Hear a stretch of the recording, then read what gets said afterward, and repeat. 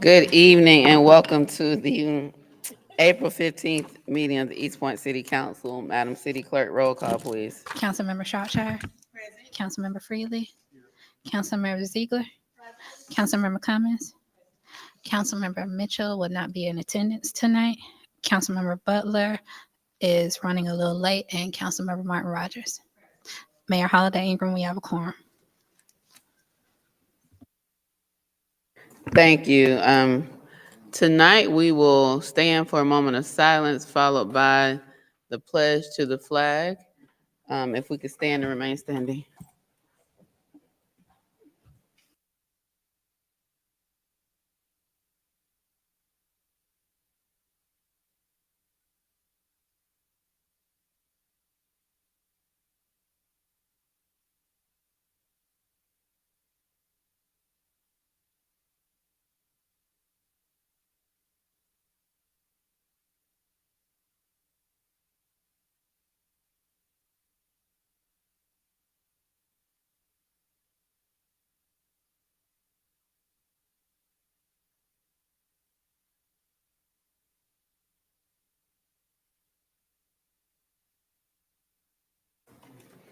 Our Sergeant at Arms this evening is Captain Robinson. Thank you so much for your service. We will go into presentations and announcements. Start with East Point Workforce Development. Councilmember Cummings. Thank you, Madam Mayor, and welcome everyone this evening. Let's see, the item that I have on here, we have the East Point Workforce Development, and our representative that was coming, he had death in the family, so he was not able to attend, but I can give some brief information about the program. But as everyone knows, we are fastly approaching our summer, and one of the things that we always want to look at, take into consideration are our young adults, our high school, junior and senior students. So Fulton County Workforce Development, they have a program where they will go in and they will pay people, our students, they will actually do ages 16 to ages of 24. And what we'd like to do is to put them in different departments throughout the city. They'll pay them $15 an hour, so it's no cost to the city, but it's a program that the Fulton County has. So the program, it's a summer program, but they also have different technical programs and technical classes and certifications that they offer as well. So not only will it provide summer employment for some of our students and some young adults, it's also an opportunity for people to have longevity with jobs. They can actually possibly come on and be permanent employees here with the city. So my ask today is that I know there's still a couple working parts that we have to work with this, because we'll have to talk with our HR director just to make sure that we're able to manage those young adults as they come here and work for the city. And I've actually, we've sent some information out, just an ask for the department directors to see how many individuals that they could actually use in their various departments. So I know there's some things that we still need still a couple pieces to the puzzle that we need to put together. But my ask today is that we do engage this opportunity. I don't see any lights. Miss Jessie, I believe we did this back in either 2018 or 19. I'm not sure which year, but we worked with the county and whatever processes we had in place to be able to have youth in our city. Maybe we can utilize the same processes and procedures. I believe it was it 2018 or 19? It was 2019, Madam Mayor. Do we still have like if we still have whatever we used that summer to partner with the county for the summer youth employment? It was actually managed out of the city manager's office, although the Human Resources Department interfaced with the various departments and assisted in that process. I can see if there was paperwork. I don't believe the city paid them. So as Councilmember Cummings said, they're paid by Fulton County. Yes, ma'am. And we just had to work out the attendance piece. So those are the kinds of things that we would take a look at to see how involved it is on the city's part. But it worked out well. Councilmember Shropshire. Thank you, and thank you, Ms. Jessie. And I was going to ask the same question because I know we did this before. We've also engaged the piece where Atlanta Metro College had we had internships with them as well. So this program we've done before in the city, and it worked really well. So I think the mayor pretty much asked all the questions. Yeah, because this is something that we've done in the past. Okay, great. So, I can't remember. I'm so sorry, it's very hard to hear. Okay, we'll lean in. Okay. I'm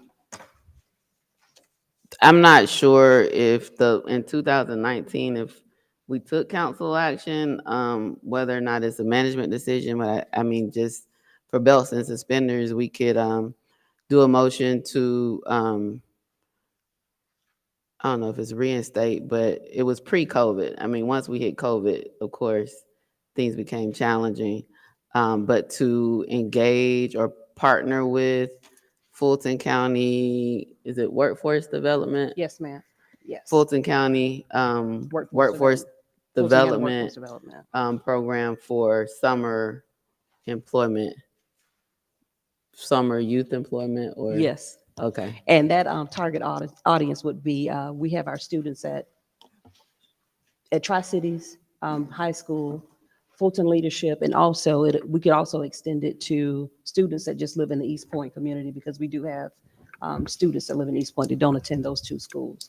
And the program also is available for young adults up to the ages of 24. That's what I was just going to ask, because I remember Yes. when you shared the flyer at the work session, I feel like it was an age range 16 to 24. Yes. So I think there's one more question, and I'll try to paraphrase the motion. But Councilmember Martin Rod.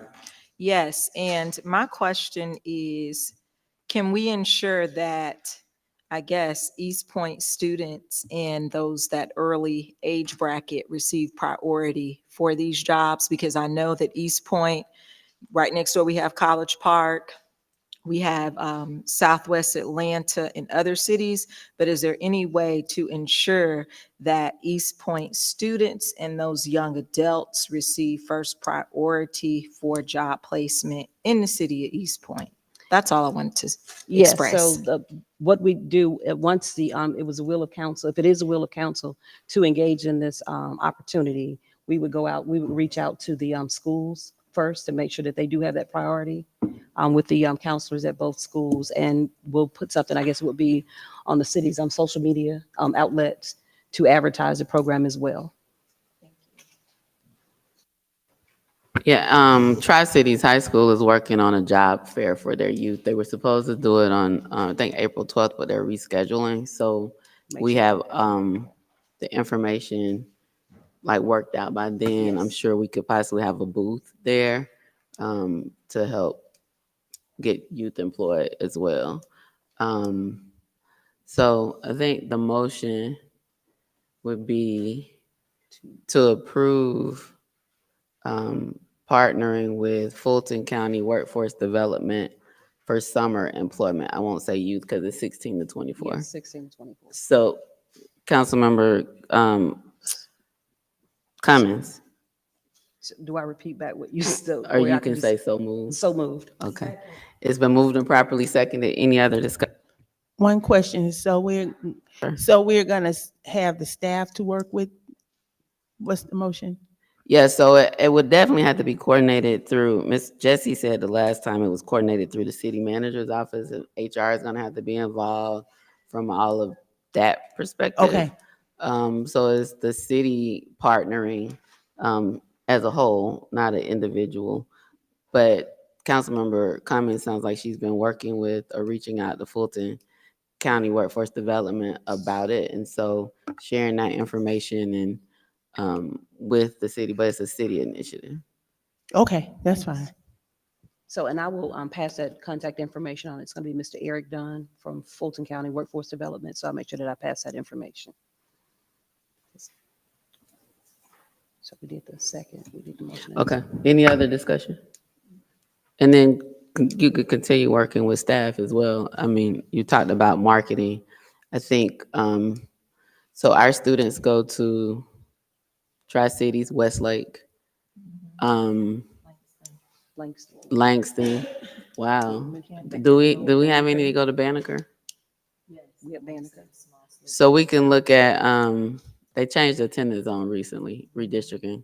I know Westlake is one because that's what we're zoned, but Fulton Leadership Academy, just, Yes. and middle school students aren't 16. No, they're overaged if they're 16. Okay. All those in favor? Aye. All those opposed? Motion carries. Thank you, Councilmember Cummings. Thank you.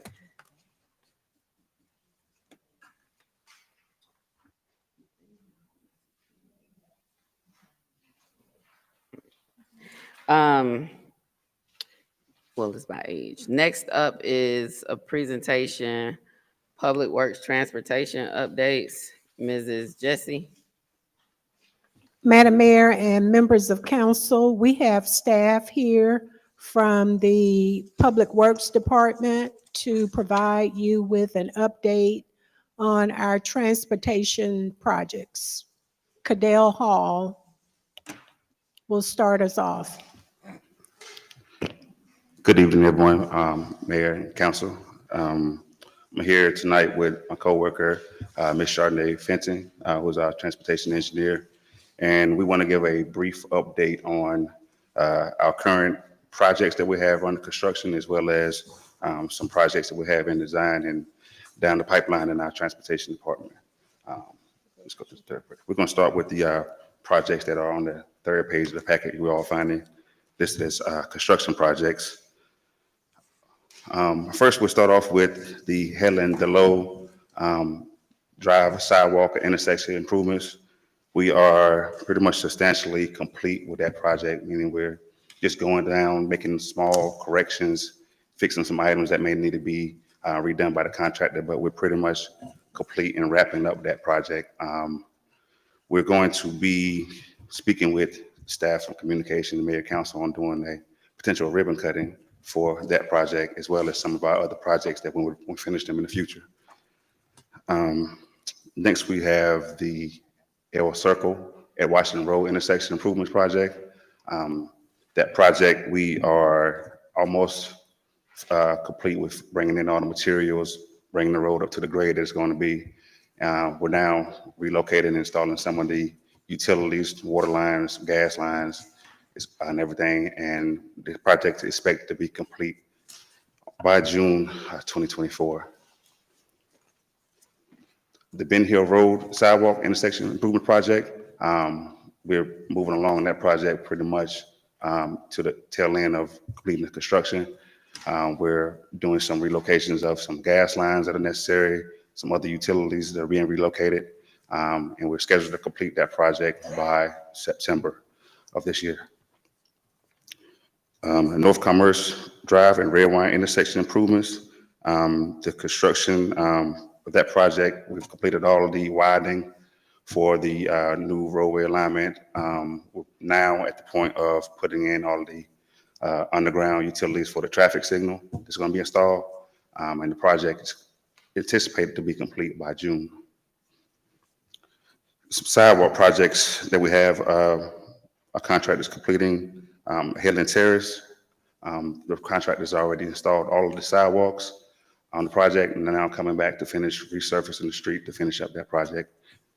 We have Dotson Drive Connector. That project, those sidewalks have been completed from Washington Road up to Stone Road. Mount Olive Road, we filled in some gaps, missing gaps of sidewalk on that project. That has been completed, as well as Sylvan Road, which is from Hapeville city limits to Cleveland Road. We had some utilities that had to be redesigned around, which kind of put us a little bit on hold with that project, but the consultant's wrapping up the design. We hopefully get that started soon. Let's see. We have this list of traffic calming projects that have been completed or are under contract to be completed. All these locations were identified and submitted a petition process. We went through the process of doing the traffic studies, determining that they were indeed locations that needed or eligible for traffic calming. And we've got them designed and put them out to construction with the contractor. We have Dogwood Drive, which has been completed, Airwood Drive, which has been completed. Plantation Drive is set to be constructed. Montrose Drive will be constructed soon. And we've already completed Sun Valley Boulevard and Palm Springs Drive. And also lastly, our downtown multimodal improvements project. We're still doing some utility relocations underground prior to the contractor actually breaking ground construction for the roadway improvements. And I'll let Ms. Fenton go over some of our design projects, and we'll start fielding any questions that you all have. Hello. So currently in design, we have 4 GDOT projects. Those GDOT projects are either being run by GDOT or GDOT funded. They're still in design. One of them is a resurfacing project. That one should be going to construction very soon in March. Also, we have a couple more traffic calming locations. I believe there are 8 locations that have traffic calming completed on those roads. And we have a couple more dots in sidewalk project. We have our big Dotson Drive. That'll be a big sidewalk project similar to Ben Hill. And also we have the Sylvan Road North sidewalk project. Also, we have a couple more resurfacing project, and that a big one would probably be Desert Drive resurfacing project. The biggest project we'll have going into construction, going into the new fiscal year, would be our Janice Drive project. Will require an realignment of Janice Drive. And that's it for all our design projects. So we want to open up to, if there are any other additional questions, any thing that we might not discuss, open the floor for any questions for us to answer. Councilmember Cummings. Oh, I'm sorry, Pat, I hit it by mistake. Councilmember Martin, right? Thank you so much. And I wanted to say thank you all so much for your presentation. And I'll make my questions very quick. But my first one is, are these projects up on the website so that if a resident wants to know what's coming to my neighborhood, is this somewhere on our city's website so that they'll know? And then I also noticed with some of these projects, you may have one community that may get, it's a total community, right? But on one street in that community, they may get a traffic calming device, but then the other parts of the community have to they have to wait in order to get the traffic calming devices throughout the community. I would like to know what it looks like as far as streamlining all of the traffic calming devices so that if you go out to XYZ neighborhood, the entire neighborhood gets whatever traffic calming devices are available to them, if that's something that can be done. And the other thing, I have 2 more. Traffic calming devices, the devices, what are the options? I've looked into traffic calming devices, and we know stop signs or speed bumps or humps, or now I learned a new phase, a new vocabulary word.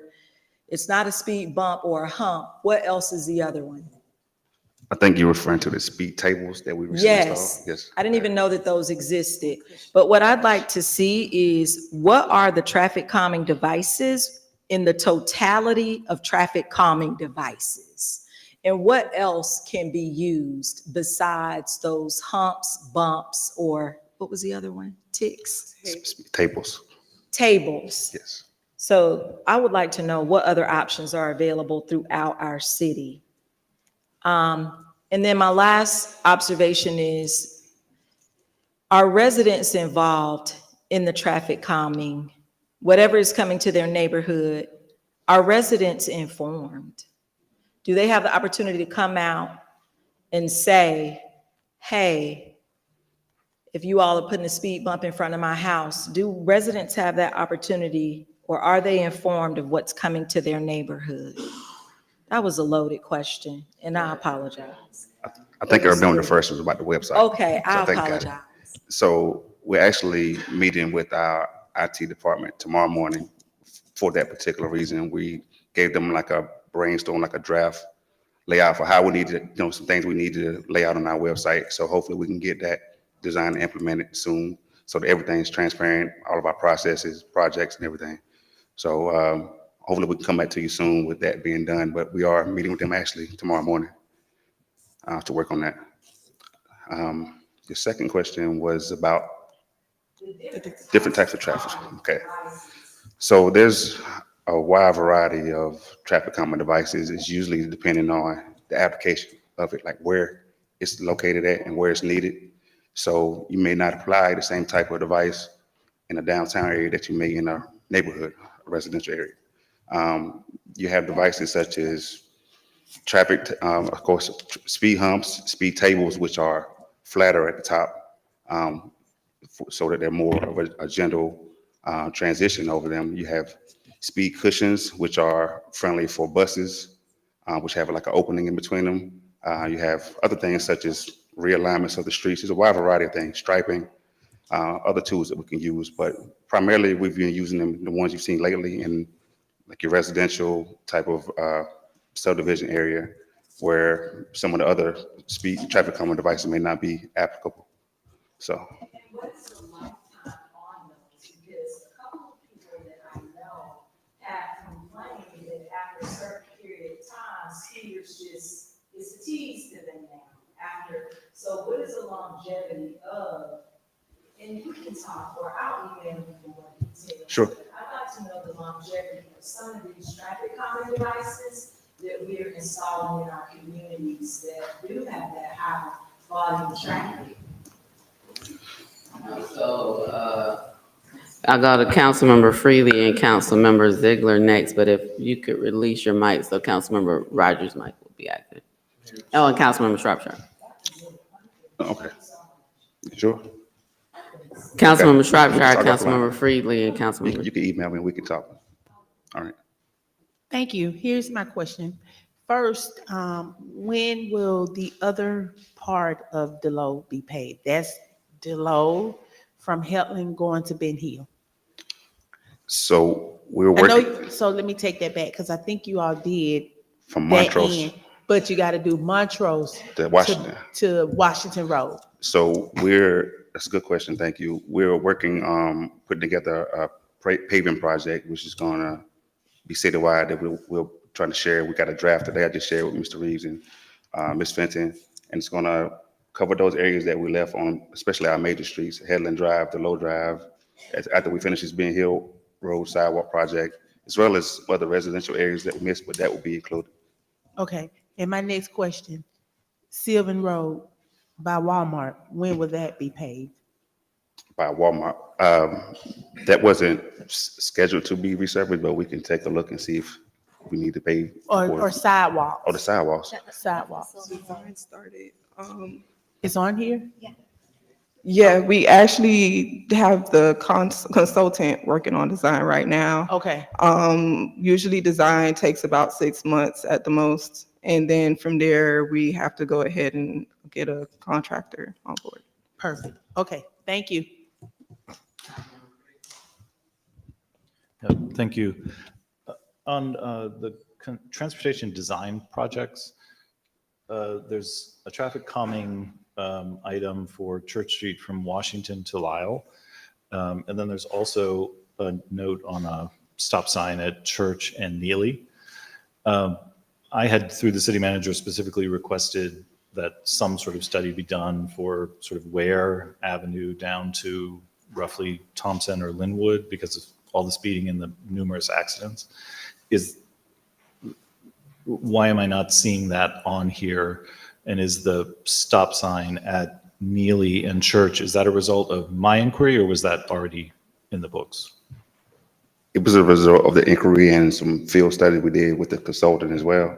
Kind of overlap efforts. We wanted to look at Church Street as a whole, but we know kind of identify where the major incidents and speeding are on this segment of Church Street.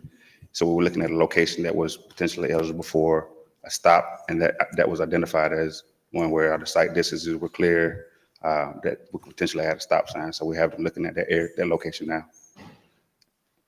Okay, so the stop sign at Church and Neely is intended to address the speeding and so on that goes along that stretch. Kind of twofold, to address some of the speeding, and also it kind of gives a stop conditional access from the law enforcement center from that stretch. So to kind of maybe have two benefits for that location.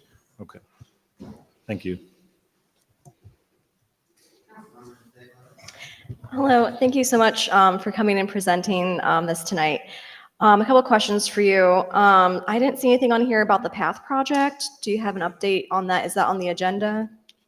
Yes, we had a list that maybe we didn't touch on as much. We do have, for the PATH project, we have already reviewed the proposals, and we're in the process of evaluating and awarding the proposal or consultant that was chosen. So our procurement team has sent Georgia Department of Transportation email notifying them of the proposals that we received and reviewed, and trying to do the next steps to get it awarded, and that will have to come back to council, of course, for approval. Okay. And then can you shed some light on like maybe why it takes a little longer to get any kind of traffic calming in our neighborhoods? Yes. So along with our planned projects that we're working on, like the list of projects we have here, when we get the traffic calming request, we have to go through and basically start a new project, or the process of hiring a consultant, which we may or may not have the funding for at the time. Giving them the time to go out and do their analysis and collect data, bring it back to us and identify, what may be needed, if anything is needed, and then find the resources for constructing the project. So all that, can take 3 to 6 months just to get through the process of getting it on the ground for construction if the funding is there. Okay. And a project that I noticed that was missing is the speed humps on Winburn Drive in Jefferson Park. It's there. It's on Winburn Drive? It's on the first page, number 5. It's coupled with the Sir Henry Street.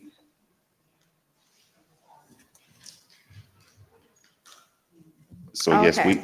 we identified both Sir Gotcha. Henry and Winburn as locations that, kind of to your point, Councilman Rogers, of areas that we should have identified for speed humps when we put in on the opposite street that is parallel. So we're kind of going back and correcting some of those issues that we may should have addressed. Because we put them on Jefferson Avenue, we put them on Prince George a few years ago, and these streets run parallel. And we did a study to find they qualify for traffic calming as well. Great. Okay. And I think that somebody has submitted a petition for East Forest as well. Yes. Okay. And We got it. We're trying to get around to everything, but yeah, we do have all the petitions that are submitted. We log them, and we kind of go in the order of when we get them, and then need as well. okay. And the other thing too is, how do you prioritize? Because I know that I've heard, it seems like every neighborhood has some kind of issue with traffic calming. Egan Park has issues. East Washington has issues. How do you go about prioritizing the different projects? So for one, every petition that we receive, we look at them. Sometimes we do some in-house analysis, and sometimes we outsource it, but sometimes they don't meet the criteria for traffic calming at all. So, even though we may receive it, there may be a problem that may have been submitted to us by resident. If, maybe determine that it's not necessary for any improvements. There may be some signing improvements, some other safety improvements, but not necessarily the same level of traffic calming. But typically, the areas that do qualify, and the ones that we prioritize, are the ones that have a lot of cut through or through traffic through the neighborhood. Some neighborhoods are enclosed, so if the traffic calming is really about engaging the community. It's not necessarily a problem of people traversing through the neighborhood. So most of the time, the problems are that cut through traffic, long streets where there are not a lot of stops or any type of deteriorators to stop traffic. So that's kind of how we identify and rank projects. Okay, great, thank you. And also, so the other component about this is, the money and how this financially impacts us. What I would love to see is, the different costs for each project, and then how you're marching towards using up the money from the T-Splost account. Sure. Because it would be really helpful for us to get that kind of information to know, like how we're doing compared against our budget. And, if we're ahead, if we're behind, that kind of a thing. Okay. Yeah. That's something we can prepare. Thank you so much. All right. Thank you. I have a couple questions. So, we're talking about the traffic calming process. So once you receive the petition with the requisite number of signatures from homeowners, like what communication is provided and who do you communicate to throughout the process? So like you receive it, is there a point of contact person? Like, are you sending communication of, we've identified a consultant, they're now doing a study, then the study is complete, and like, are you all providing communication? It can be better, I'll say that, but our process, how it's written in policy, is to go through the city manager's office first. But we're supposed to reach out to whoever submitted it to let them know that we received it. We're going to review it, and when we make a determination, we're supposed to submit it through the city manager's office for approval. We've submitted some, like I said, to the city manager's office. Other, we have contacted the communities, but that's probably the missing element of our process, is getting that engagement or communication up with the residents once we make a determination. Yeah, I think once you make a determination, but also since it takes like 3 to 6 months, like something throughout it, like acknowledging that it's received and what stage it's in, I think it would be helpful so that people know that like it takes some time, but that it actually is in the process and where it is in the process. There was a question about the path. I'm assuming the East Point path. Yes. What segments are you all working on? We have 16. We've already done segment 1. So like, this was the segment from Tri-Cities' existing path to Virginia Avenue, which we were awarded the congressional funding for. Senators Ossoff and Warnock. Yes. Tri-Cities to Virginia Avenue. Yes. And you said that's in the what phase? It's the procurement phase of hiring a consultant. So we haven't gotten started on any design or anything yet. We're still trying to get the consultant on board. And is the solicitation on out right now? It's out now, yes. We actually had to, I'm getting it mixed up with the other project we had awarded funding for GDOT. We had to re-advertise this project because we didn't receive the adequate number of responses. So we had to put it back out. So it's still out now. It should be closing soon.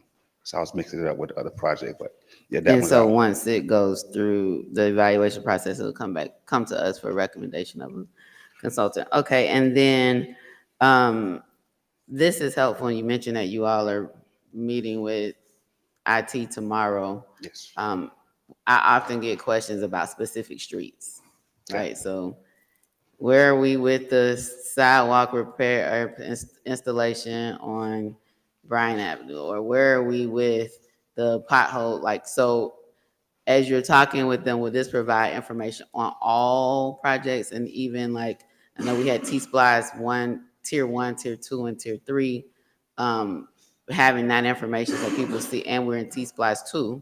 So having the information, so like, one, we can go look if people ask us to be like, where, asking a question about a specific street, but also that our residents can see, if they could go in and put in their street and see what projects are related to that. So will those be the things that you all will be talking to IT about? Like, will it be a comprehensive site so that people, and searchable, so that people can find out information and we can find out information? We're meeting with them to see what the options are, to how we can best provide information. I don't know exactly what the capabilities are from them yet, but that'll be part of our discussion. Like, how can we best put updates, not only updates, but like all of our studies and policy information, all that up there as well.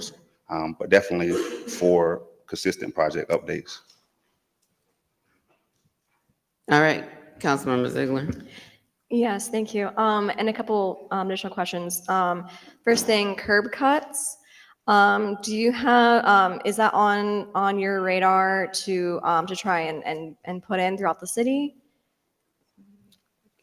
Was this, was this referring to ADA ramps? Yes. Okay.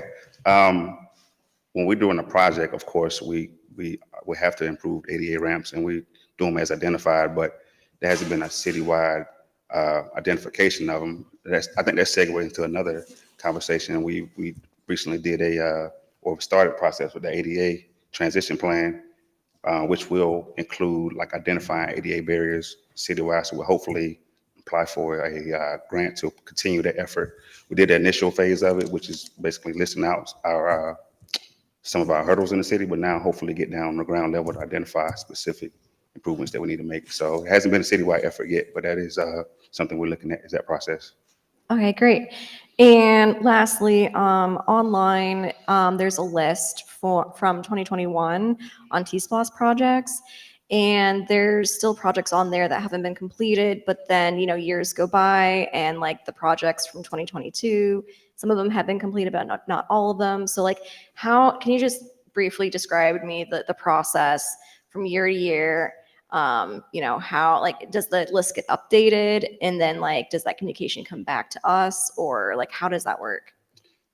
So some projects which are multi-year, so they may be in progress for 3 years or whatever.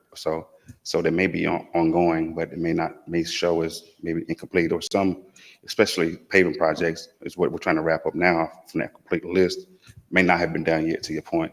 But that's part of our process, hopefully, to update our website and keep it more up to date, ongoing. Okay, thank you.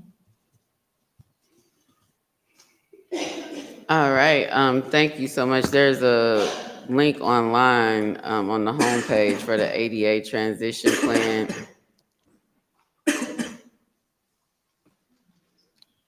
Yes, For the ADA transition plan public outreach survey. How long will that be up, and how are we marketing that? that will be up for 30 days is the plan. And we've reached out, communications team has put it on all of our social media outlets as well. So that's for the public to go provide their opinions on our ADA process. So it's been communicated to the public on, I guess we have a Facebook and it's Instagram, but it's also on the website on the main page. And this is for for city buildings, right?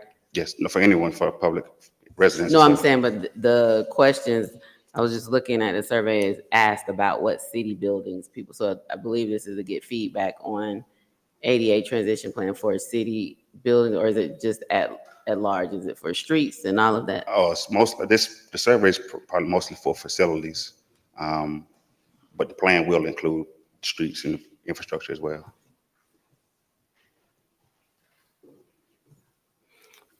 All right. Member Butler. Yes. I have a question in regards to L Circle. So, Could you tell us an update on L Circle, the realignment and the repavement of the entire street? so with the L Circle project, as you've seen, we've been, okay.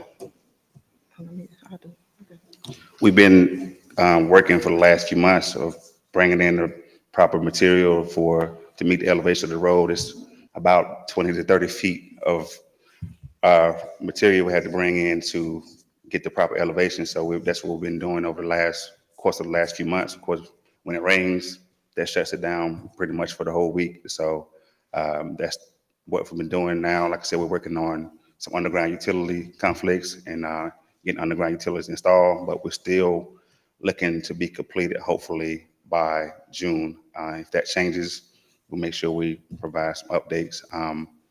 We don't anticipate there being any closures at this point, but at some point during the process, the existing L Circle may need to be detoured to install some of the storm infrastructure underneath. But we've already talked with the contractors, and we plan on giving at least a 2-week notice if we're going to have to close the street, have signage and everything posted for the public. What will you do with the street that is now being redirected. So what will you do with the part that will be closed off? There's sewer infrastructure in the street, so it won't be completely demolished. The plan was to grade it, mill out all the asphalt and everything basically put grass and vegetation there, but it will be barricaded off that existing street section. But the plan is just demolish the top of it and leave all the utilities and everything in place. How effective, well, how does a proliferation of speed humps delay fire and safety? I know the exact number of seconds off the top of my head for 4 per speed hump, right? Yes, 4 seconds per speed hump is the So delay. while we asking for speed humps everywhere, does that pose a safety risk? It can, which is why it's important to install the correct measure and not to over install, of course, speed humps, because it does have an effect on emergency response. Are you taking into effect the over installation of speed humps when you do your traffic studies? That's part of the concern, of course, when we're doing these installations, is making sure we're not just installing them when they're not warranted, because you don't want to just install everywhere. So are you conveying that to the community? So here's the issue. Everybody wants to slow traffic down. I understand. I live on one of those streets off of L Circle where people are concerned about the speeders. Everybody's concerned about speeders Monday through Friday until Saturday somebody has a heart attack and a stroke and the fire truck can't get there. Mhm. How are we communicating to residents that there's a cost to a proliferation of speed humps? Are we communicating to that? And are we trying to show there are different ways to mitigate speed? Have we thought about installing those stop signs that have the flashing lights on it? Or the speed monitoring where it says 45 miles per hour, and if you're going above that, are we using those tools? Are we communicating that to the public so that we can give them educated options? That is a good point, and the education tool of traffic calming is important and needs to be better communicated in that sense. What we've done so far, where we've installed them, have been warranted, of course, but that is an important tool. When we're going to install speed humps, we do have to consider that, and we do need to communicate that negative impact potentially of over installing. Are you consulting with the fire department when you do these studies? Yes, we do. We consult with them. We get their opinions on the final design. They let us know if it's okay or not. But also too, we do have a manual in hopes when we do speak with IT, the manual will be there. The manual goes through all the traffic calming that can be put within the city that we determine would be good for the city of East Point. And we actually are putting speed cushions instead of table on 2 locations because of it's a bus route. What's a speed cushion? So the speed cushions actually are designed where you have an opening in between that allows for larger vehicles to go through without having to go over. Cars cannot go through it. So it's specially designed. We're considering that. Also at another location, we'll be doing the speed feedback signs instead of putting any kind of speed tables or cushions or humps. If we find that it's best suited, we will put it there. If we find that the fire department is just like, no, we need access, then it just does not happen. We'll consider other things as in non-intrusive traffic calming. Non-intrusive traffic calming would be striping or the speed feedbacks, things of that nature to help with the speeding if we find that there is a significant amount of speeding on that road. Thank you. Mhm. All right, thank you for your presentation. Next up, Georgia Environmental Finance Authority Grant and Loan Application Opportunities, Mrs. Jessie. Madam Mayor, members of council, we have Melissa Echevarria here to talk about the GFA grant and loan application opportunities, along with Durbin Lawrence, Procurement Director.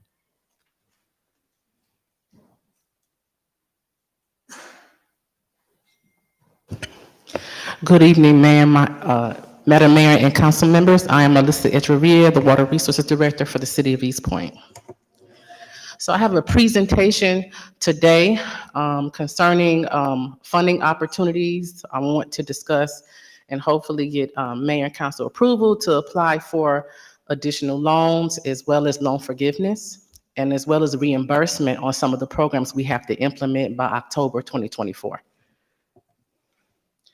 So a lot of people don't realize we have a vast asset inventory when it comes to the Water Resources Department. Our drinking water source comes from Lithia Springs and Sweetwater Park, George Sparks Reservoir. We also have Ben Hill Reservoir on Campbellton Road, which is located in the city of South Fulton. And from there, the water is pumped to our water treatment plant on Headland Drive that was built in 1950. We are responsible for 200 miles of water distribution lines, 22 miles of raw water. That means untreated water before it even gets to the city of East Point. We have 4 above ground storage tanks. I have applied for funding from the congressional directed spending for an additional tank.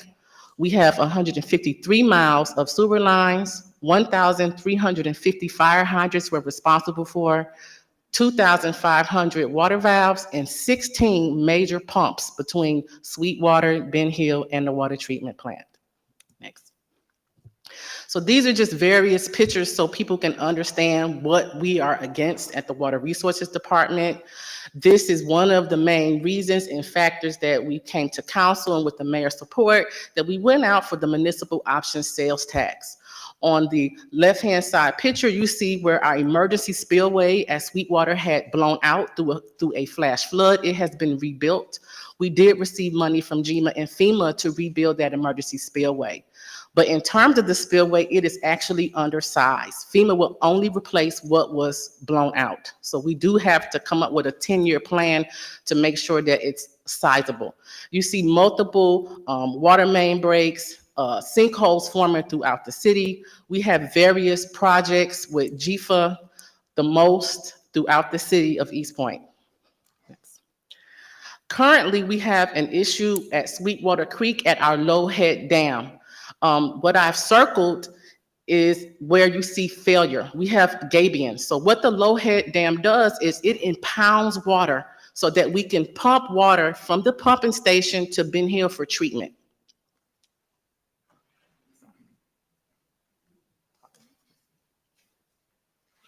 And I circled here as well where you see that it has failed. It's breached.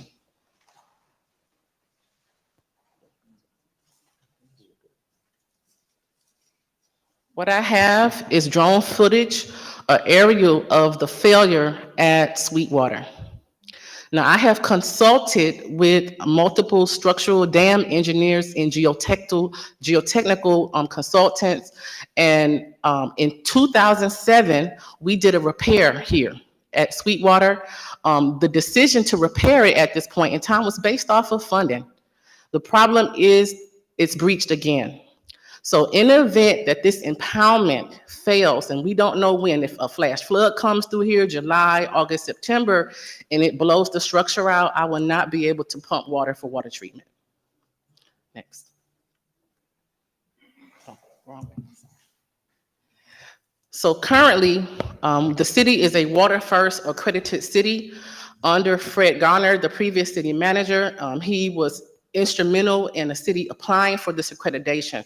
It took me almost 2 years to go through the approval process, but the main thing was one, the clout of definitely saying that this city has ordinances and programs to protect the environment and to conserve water resources. The goal here was to be able to get a 1% decrease on interest rates for Georgia Environmental Finance Authority.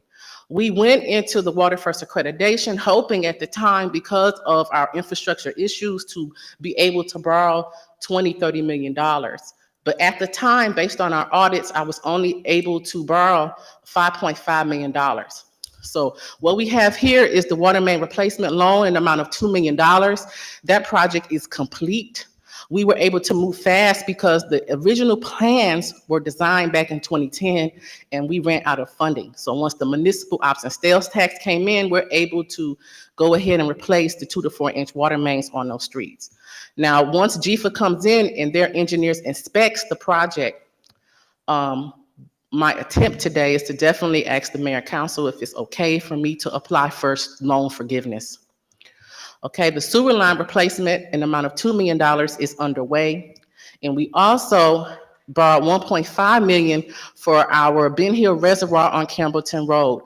We have to submit drawings through Georgia Safe Dams Program, and we're waiting for their approval to put a bid out for the construction. We already know that $1 million is not enough for construction for dams. In addition, we have received for water treatment plant upgrades, $1.6 million in fiscal year 2022. We will be putting a bid out for that project in the next 90 days. For the pipe rehab replacement project, we also received $1.6 million, and we will also be putting that out for bid in the next 90 days.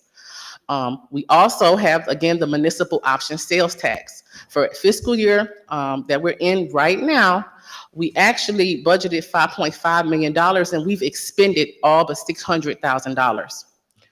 In 2024, we budgeted $2 million and we actually expended that as well. So my request is this, we have until October of 2024 to do a lead service line inventory of all the service lines in the city of East Point. This is a federal mandate. We are about 80% complete and we've invested and paid for $47,590. I am asking if it is okay for me to apply for reimbursement through GFA for those funds. I'm also, again, requesting for ability to do for loan forgiveness for our $2 million for our water main project. And for the completion of the Sweetwater Dam Gabion walls and for the Ben Hill Reservoir repairs, I am asking if it's okay for Mayor and Council for me to go ahead and proceed with a loan application not to exceed $15 million.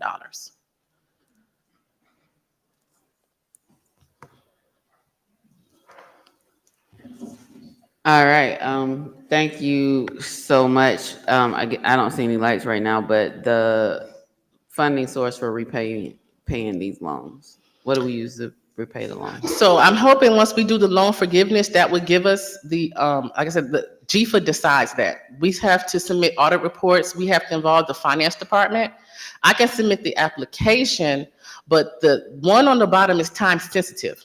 The Georgia Fund was opened up by the governor April the 1st. It closes April 30th. And I found that out from GFA 2 weeks ago. So, I mean, I can always apply. Doesn't mean I'm going to get it. And then we also have to bring it to council to accept that amount. So it is a process. I just want permission to put the application in before the deadline. 100% funded, or is it a match, or like? No, it's 100% funded, and then they'll decide whether it's 20, 30-year payback amount. And again, I believe that one you cannot, but our existing GFA loans, that we have the 5.5, you can apply for loan forgiveness for all of those, but I have to complete the projects first. So the goal is we should be completing and starting the sewer project as well as Ben Hill Reservoir. I will apply for loan forgiveness and I will come to council again to request permission to do so. Okay. Councilmember Butler. Thank you. Just curious, what are the criteria for loan forgiveness from GFA? They have to audit and the ability, or to say that we can't pay it back based off of the revenue predictions. What do you think our chances are? I think it's favorable if we can get loan forgiveness. I also think one thing that leveraged us for the 15 million is the municipal option sales tax, because those are revenues we had not received. And so again, we received $5.5 million this fiscal year. I'm hoping with people spending extra and different various areas that will give us leverage to pay the money back. And I think we have an opportunity. Thank you. Councilmember Butler. Thank you. How you doing? How much do you anticipate our revenue from the most sales tax? What do you think annually? It's hard because it's a penny tax. And so we try to forecast. I would say this, when we were supporting and trying to get support from mayor, council, and residents, we anticipated, and it's coming in higher. So we thought maybe $4 million. 5.5 this year was awesome. I need So as we much got money as five- we can get. You got 5.5. That's how much we spent in water, sewer, and stormwater-related infrastructure projects. No, that's how much we received in revenue from the Yes, tax? yes, yes. So we anticipated $30 million over the course of 5 years. We're registering slightly above that, but it's based off of sales and purchases, so it's hard to kind of gather that number. There was a project where the federal government helped us replace something at Sweetwater. Could you go back a couple of slides for me? Yes. Go back. Go back. Yes, that one. Yes, so on the left-hand side, you see where the spillway has collapsed and breached. And the purpose of the emergency spillway is for it to activate so it doesn't flood any of the neighboring homes in the residential areas around Sweetwater Creek State Park. I happen to, thank you for showing us that. I was one of the people when we did the tour. So how larger must it be? And do we have a cost for that? I was told that it would be $5 million. So again, the goal here is to prioritize. And so unfortunately, I'm dealing with a lot of emergencies right now. The spillway is inspected once a week by our maintenance staff, and it looks really good. We even put better material that was out there before. But it is something that needs to go on our long-term plan of capital improvements in the next few years. So this one goes into long-term. It's not something that's urgent. I was told 10 years. When you mentioned the facility that was 50 years old, is that on Campbellton Road? Is that where the 50-year-old facility? No, so on Campbellton Road, we have the Ben Hill Reservoir. It does hold raw water. There is a small fissure there that we're trying to fix. Again, I just can't, dams is very delicate and dangerous in nature, so I have to go through Georgia EPD Safe Dam programs. Our plans have already been designed. We're waiting for them to approve the design. Once they approve the design, we will put the bid out. And from there, construction will be able to happen. So the 50-year-old building, where is that? Oh, so the water treatment plant, no, it was built in 1950. Right. And since we're talking about that, my goal is right now is to rehabilitate the water treatment plant to make sure that we meet all of our audits. We definitely have an entire wing that needs to be rehabilitated, and we're using the most to fund that right now. And we have another 1.6 million that we received from the CDS funding to also rehabilitate the water treatment plant. I mean, since it was built in 1950, that should gauge what we're dealing with, but I'm confident that I can rehabilitate it to get 10 to 15 years out of the plant. And my final question is, when we first started to have this conversation 6-7 years ago, we had a total need of around $300 million. Yes. How much of that have we dented? Well, the 300 million was really for storm water and sewer lines, not dams or water treatment plant. This just for lines only. And so again, if we're dealing with 164 water distribution lines, I need people to understand we are crossing multiple cities where we have transmission lines to bring water to the city. And those also have not had any maintenance or any work done to it. And so that's why we're constantly, unfortunately, having emergencies. I think this is probably the only meeting I probably haven't done an emergency.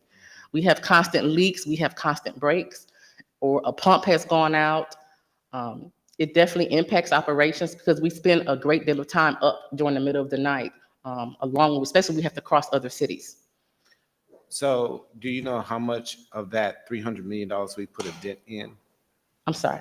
Do you know how of that $300 million budget we talked about some years ago, have we been able to put a dent in that? Yes, so we had $5.5 million in infrastructure for GFA. And then I just indicated that we did complete a $5.5 million from the most. I also budgeted another $3.5 million in rehab. So we're working in the right direction. I mean, a lot of residents are not necessarily complaining, but concerned about the inconvenience of having construction work. But I promise everyone the goal here is to make sure that we have safe drinking water and that we are definitely meeting the needs of life, health, safety so that our firefighters have enough pressure in the system to put out fires. 2 more questions, I'll be done. The first one is the mayor around 7 years ago too brought to our attention these forever plastics that may be existing, and so now the EPA is starting to put regulations around that. PFAS, yes. Polyfluorocarbons. So there are rules underway. Every water system is required in the next few months to test their system for it. Again, there's nothing we or any other city in America were not regulated to treat it.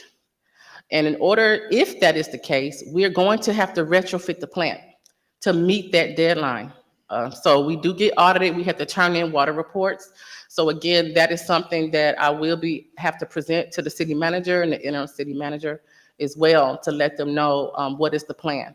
But we will need a couple $1 million to retrofit the plant for new compliance when it comes to drinking water regulations. So at the time we first discovered this, there really wasn't a way to really adequately treat that.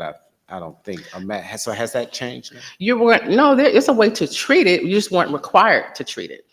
I mean, I hate to tell everyone, there are things that we did several years ago that people are now saying cause health issues. And so it takes time. It also takes time for certain things to bioaccumulate, and also the advancement of science. So it's nothing wrong with it, but the goal here is if it is found in the system, we are required to treat it and retrofit the plant to do so. Thank you very much for a very thorough report. Thank you. Councilmember Ziegler. Good evening. I have a question for you. Very recently, there was a power outage at the water treatment plant and people couldn't get water. Is there a plan to have some kind of backup generator or something like that to prevent that from happening? The power outage wasn't the issue. It caused equipment to fail. So when the power came back on, the valve refused to close, and it is in a location that cannot be turned manually without someone risking their life. So what we did, we tried to restart it over and over again. Every emergency that happened in the city, I learned from it. So we are also trying to install a secondary valve at this point in time. And it just caused a glitch. You know, we do everything kind of electronically. We depend on power, but it caused a glitch with one of our valves. And so instead of the water pressure circulating and going out into the distribution system, it's circulated only at the plant at the clear well, which is what you see on there. You see those? Yeah. So the clear well tells us the capacity, the distribution. Again, we have pressure nodes throughout the city, customer care, the fire stations. That tells me whether or not we need to do a board water advisory. Again, we stayed above that threshold. But we will be doing it. Like I said, we have a generator. I have one that we received from ARPA funds, and we have another one that we are trying to purchase. The problem is our plant is built in 1950, so I just can't buy a generator. The generator has to be built to suit the equipment and the needs, and that takes time. Thank you. So, couple things. Thank you for bringing this to our attention. I think, Mr. Hartley, there are 3 separate requests. Do we need to take them individually, or can we do a motion to approve a combined motion to approve the request from the Water and Sewer Department? Would be a question I'll come back to you on. Attorney Hartley, I should say. So as it relates to our infrastructure, and I am so grateful to have someone as knowledgeable and with so much expertise as it relates to all the many challenges that we face, because 60 to 70% of our infrastructure is 60 to 70 years old. And so what that means is that we can't kick the trash can down the road, which is why there's so many things happening. And we inherited all of that with no plan, no funding source, and all of those things. And so when as a council member, I learned about the municipal option sales tax from GMA, and then included it as a part of our legislative roundtable agenda with our discussions with our legislators every year. It took 4 to 5 years of continued presenting legislation at the state level and amending it, advocating and lobbying with College Park and Hateville to get that most amendment finally passed.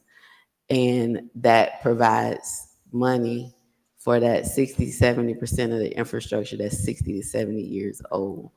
And so I know you're dealing with a lot, and that there are a lot of situations that happen, and you've mapped out our system. I mean, that was what helped us get the most. I mean, you literally mapped out our entire system of where the needs, immediate needs are, and from like immediate to like, well, those things that could just wait, prioritize it by funding, like how much each would cost. And so I appreciate your steadfastness in handling all of this. It would be great to be able to, find a share the numbers like $326 million for those 60 to 70% of our infrastructure that's 60 to 70 years old to be able, like, if we want to do it all at once. But I appreciate you taking the immediate urgent needs and prioritizing those and sharing with us information. I think this is probably the first time we've had drone footage included in the presentation to council. And that was very helpful to be able to get an idea of exactly what it is that is happening. So again, thank you for your leadership, your innovation, and your expertise that you bring to something that is so, so very critical as it relates to the PFAS and forever chemicals. I remember when President Biden was running, and one of the questions I asked was, how are we going to pay for it, right? Once this happens, it's not just the city of East Point, it's cities across the country that are going to be impacted with that. The EPA, Local Government Advisory Committee that I serve on, is also working on recommendations, and just communication is key, right? Like, how are we going to communicate with our community, and what is the plan, and where will we be able to get that funding from? So I'm hopeful that as the federal government has been with the bipartisan infrastructure law and all the other unprecedented historic funding that is coming to our communities, that along with that will be funding to help us be able to retrofit or renovate or upgrade our water treatment plant to be able to deal with if we have forever chemicals or PFAS. And I forgot what PFAS stand for, but for the community, you'll either hear it as PFAS or forever chemicals. And we've been talking about that for some time, and now here we are. And things, as you said, things do evolve as it relates to what is being regulated within, our water, and what those regulations are, and what we have to do as it relates to it. So again, I greatly appreciate your leadership. Attorney Hartley, if we can go back to the screen with the request,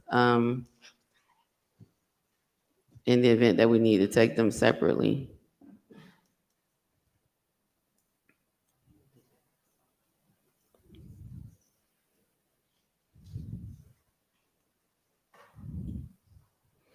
You mentioned we are very optimistic about loan forgiveness, meaning it would be 100%.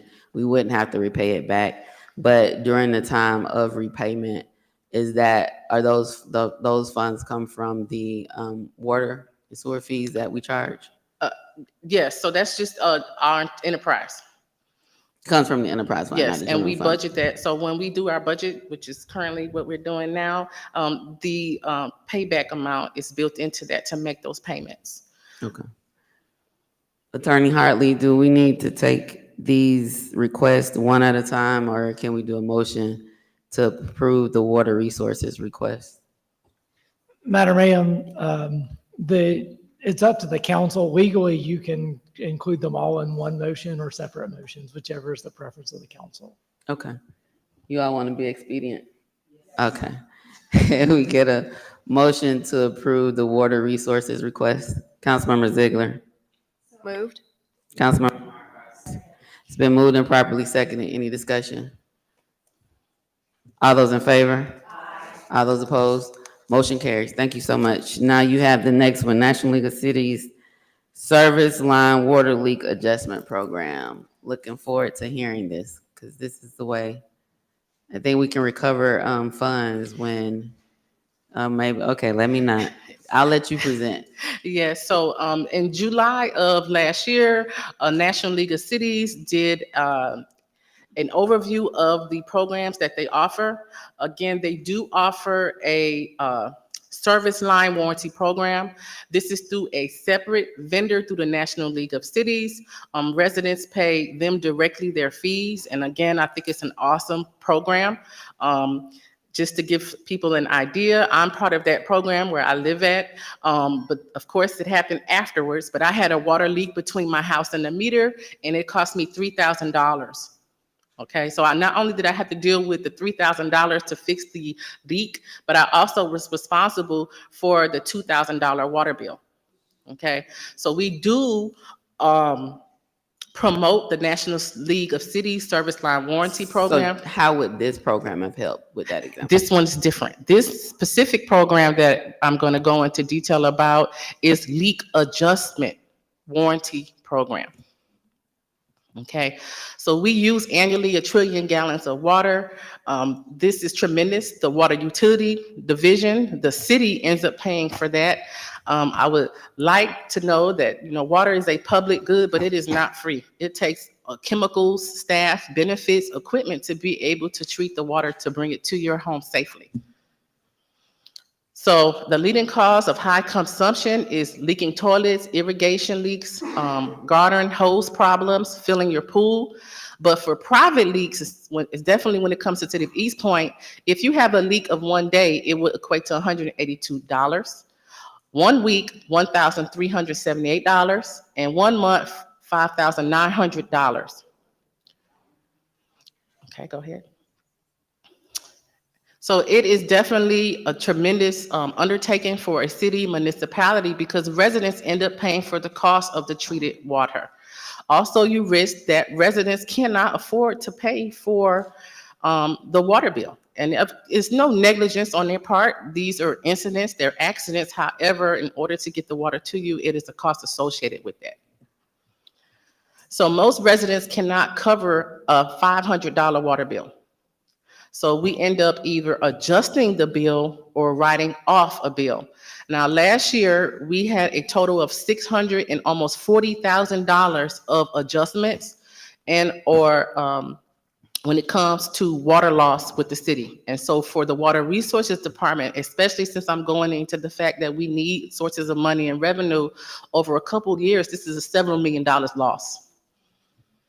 So the Serve Line program works for a small nominal fee. The residents, if they have a leak, they repair the leak. This warranty program provides and pays off the loss to the city. Okay, so that means that we are able to recuperate lost revenue. Okay, so a customer, for instance, calls and says they have a high water bill for $1,000, but their normal bill is $50. The Serve Line customer serve department takes that claim, they process that claim, they're notified that the resident only pays what they normally pay. The city is cut a check for the difference, so we're able to recuperate our loss. So it can be added, and this is their recommendations. I am not a fan of trying to increase the rate and put this in a base rate because we're not going to see the funds for this. So I think that if the city wanted to opt into this program, that definitely put it as a line item on there. For the sake of the program, everyone is enrolled and you can opt out of the program. So the city, if they're interested, if you're interested in the program, you can set the limit. So in a 12-month period of time, you can say $500, $1,000, or $2,500. I feel that most people don't realize they have a leak and they probably average to the next billing cycle. So I would recommend $2,500, and that's just for $1.60 per month. Any questions? $1.60 per month that we pay, or the residents Yes, pay? so everything is up to what the city wants to do. Now, right now, we have 11,000 customers, accounts. So that would equate to just over $17,000 for the city per month, and 211,000 per year.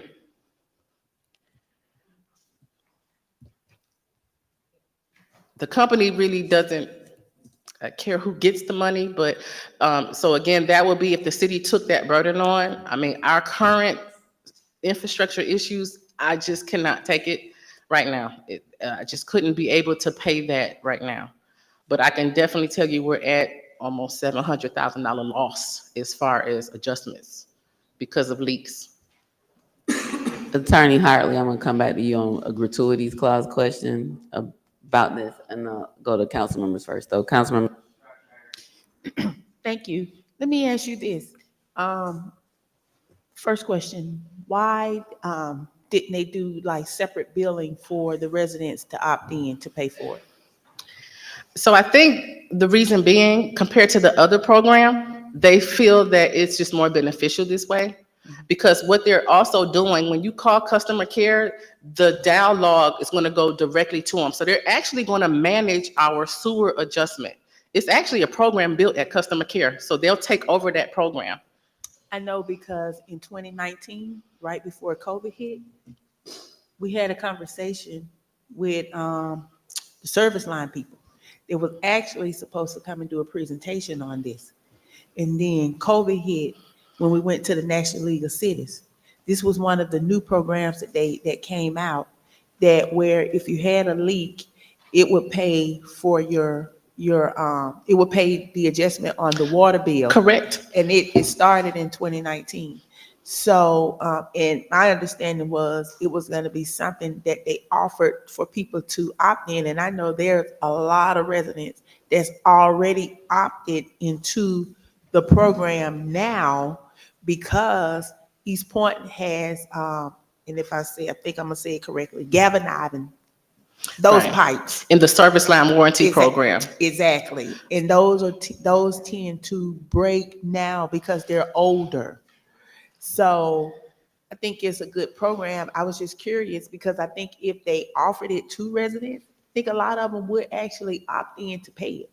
Right, but this specific program, again, Clayton County, the city of Fairburn, this has to be added to the bill. Okay. It is not, they're trying to do things differently from the service line warranty program. I Okay. think it guarantees them, The payment. income, but a guaranteed amount of people who are invested in it to make it worth their time. Okay. All right. But it's a good program because we found out about it in 2019, but then COVID hit. So we couldn't get an update on it. But thank you for bringing it. Councilmember Butler. Thank you. So I guess your request is for us to include this into the bill as a separate line item, and if the customer chooses not to opt in, then they would not be charged this extra $1.60 fee? That's correct. So everyone in the city is required to participate, but you can opt out. So we will work closely with the company in regards to if anyone has any issues by phone and our QR code. So there are going to be options for our seniors as well. But I do think, especially if you're on a fixed income and you're a senior and you have a water leak and we send you a $1,500 bill that you cannot afford to pay, $1.60 per month, I think it's worth the investment. So 2 questions. I think the answer to the first question is the city receives $700,000 in losses because of leak. Adjustments, yes. And so again, just to get you an idea, we probably pay close to $400,000 in water treatment chemicals alone, not staff salaries, not the equipment. So again, it is a vast operation. And again, we have to do that in order for the water to be able to be drinkable and safe for everyone. So it's not free. It definitely is a vast operation to bring water to the city. What happens if someone opts out and then there's a leak? Then they're responsible. So again, they would get a sewer adjustment, but it's not a complete wash. They'll still be responsible for something they probably can't pay. And so that's the issue, is to take the burden off of the resident and also take the burden of financial off of the city for lost water. Thank you. Councilmember Freely. Thank you for the presentation. I'm confused, maybe it's just me. If this goes in as everyone's enrolled and then you opt out and there's a cost to each customer based on the level that they've chosen, but then you also said that the city pays a lump sum, so are we both paying? No, the city determines the limit. On the board, we have 500, 1,000, or 2,500. And from that, that decides what your monthly fee would be. Right, to the resident. What we were deciding, and I think what was coming up at the last meeting is, can the city afford to pay the $1.60 Okay, so instead of the resident paying it? so there's an option that To- the city covers it, it doesn't go onto the customer bill, or the customer The city individually covers the pays it cost. when they opt in. Yes, Okay. And if the city pays for it, there's no opt-in or opt-out, correct? correct. Everyone's just covered. Everyone is covered. Okay. Thank you. Councilmember Cummings. Thank you, Madam Mayor, and thank you for your presentation. So the dollar, if the residents who participate in this program and it's $1.60, that's going to make the adjustment on the bill, correct? Yes, they will pay the difference. Right, that will pay the difference. Now, if they do actually have a leak, can you use a portion of this money? So the leak is on them, regardless of whatever. They're two separate programs. And so Okay. that's why we, in the back of everyone's utility bill and on our website, we are promoting people to definitely opt in to the service line warranty program. That will do your water line, your sewer line, beyond what the city is responsible for a small fee per month. You can do quarterly payments, or you also can do annual payments. This is a separate policy for just the adjustment part, because you really are dealing with two separate costs that you weren't planning out when you have that. And unfortunately, we do have some seniors who have had leaks, cannot afford to address the leak. And by the time they either did it, we are probably looking at a $2,000 water bill that they cannot afford to pay. And in addition to that, you have to deal with extra costs. We have to determine whether or not we're able to shut them off or not, or also make payment plans.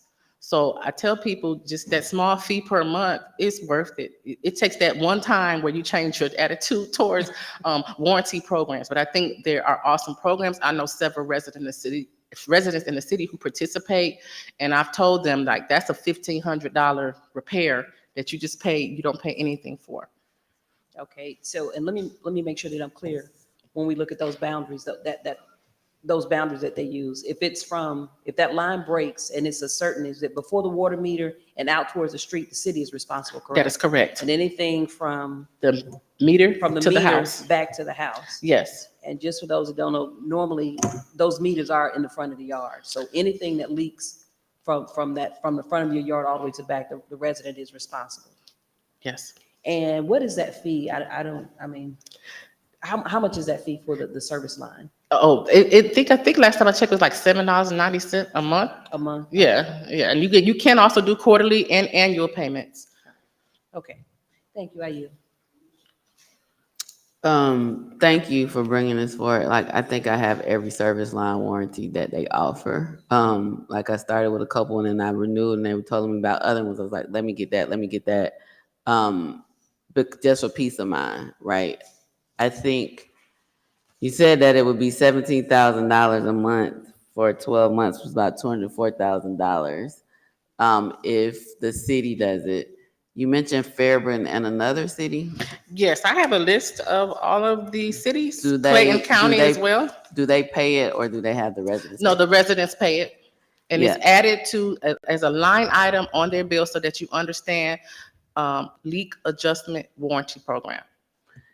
And so Attorney Hartley, $204,000 a year is quite a lot, but also would this be considered a gratuity if the city pays it? Is that maybe why the other cities are having the residents pay the $160 per month, $1.60? Thank you, Madam Mayor. I think it depends on the analysis. If the city is losing $700,000 a year by making adjustments to customers' bills, I don't I would argue to you that the $240,000 cost is making the city money and therefore is not a gratuity. Got you. Now, I think people can make an argument on the other side as well, but I think as long as the cost to the city is not greater than the amount the city receives in return, then I would not classify it as a gratuity. Okay. But from a policy standpoint, obviously, you all would have to make the decision as the city pays it versus the customer pays it. That's more of a policy decision. Yeah, so that would be $326 million plus 200,000 a year. The other question I have is, what is the education and communication plan? So if we decide to approve this program at a $2,500 limit, and that would be $1.60 on each utility bill. What's the education campaign like? How do we communicate this? How do we help people understand the benefit and all of that? Yeah, so they have educational materials that we would utilize. And again, once mayor and council votes, if that's the way we're going to proceed, we will have internal meetings. We will have meetings here. Definitely need to make sure that we are putting the information out there that is easy for our seniors. So I'm aware of that. Again, they told me you can do it by phone, you can do it by QR code. So the program's going to take 4 to 5 month rollout period. So during that time, I think we should have a couple meetings internally to decide the best route. It definitely is going to include customer care department as well as our finance department. So we'll meet together, the directors and the managers, to determine the best way, cause of action. And of course, we can bring something again to you as your recommendations as to how you would like it to be presented. But they've done this program in Texas, Georgia, with no issues or anything like that. So I believe it will go okay, smooth. It's just our approach, and definitely making sure that we have not left anyone out in that disseminating that information. Community meetings as well as some online videos and Okay. something in the utility bill. Okay. All the, touching people all different ways. If this is a plan or a program that council would like to move forward, have several options. Councilmember Shropshire. Thank you. Here's my question. What if we decide to go in the city pay? Because I would want everybody in the program. Where would the funds come from? So Yeah, that's the challenge because this is a good program, and I want everybody to be part of the program and nobody to have to feel that they have to opt out of the program, but to be part, especially when the city has to do adjustments on the water, on that because of leaks. And leaks can get pretty high. It can go undetected for quite some time if you don't know that it's there. So where would we get where would the funds come from? Because what I do want to see is if the city can take the cost. Yeah, I think it would come from the enterprise fund, the water resources, but Ms. Echeverria is, I don't know, do you have funding in your budget or? No, I try not to give everyone too much information or getting too off. So we have until October 2024 to identify all of our lead service lines. That's one part of the program. If we identify any lead service or jointed pipes, the city, according to the new federal law, is responsible for replacing it beyond what the city normally does.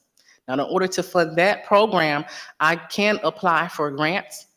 I've met several cities who've received millions of dollars already, but in order to apply for that, I have to complete the inventory.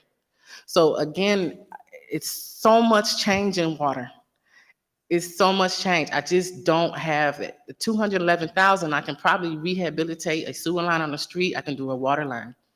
And so also keep in mind, we haven't had a rate increase in 13 years. So everything's expensive. I mean, we're talking about engineering firms, geotech engineers, even our treatment chemicals. But prior to COVID, we spent $250,000, and now we're looking at almost $400,000 in chemicals. So I don't think I have it right now.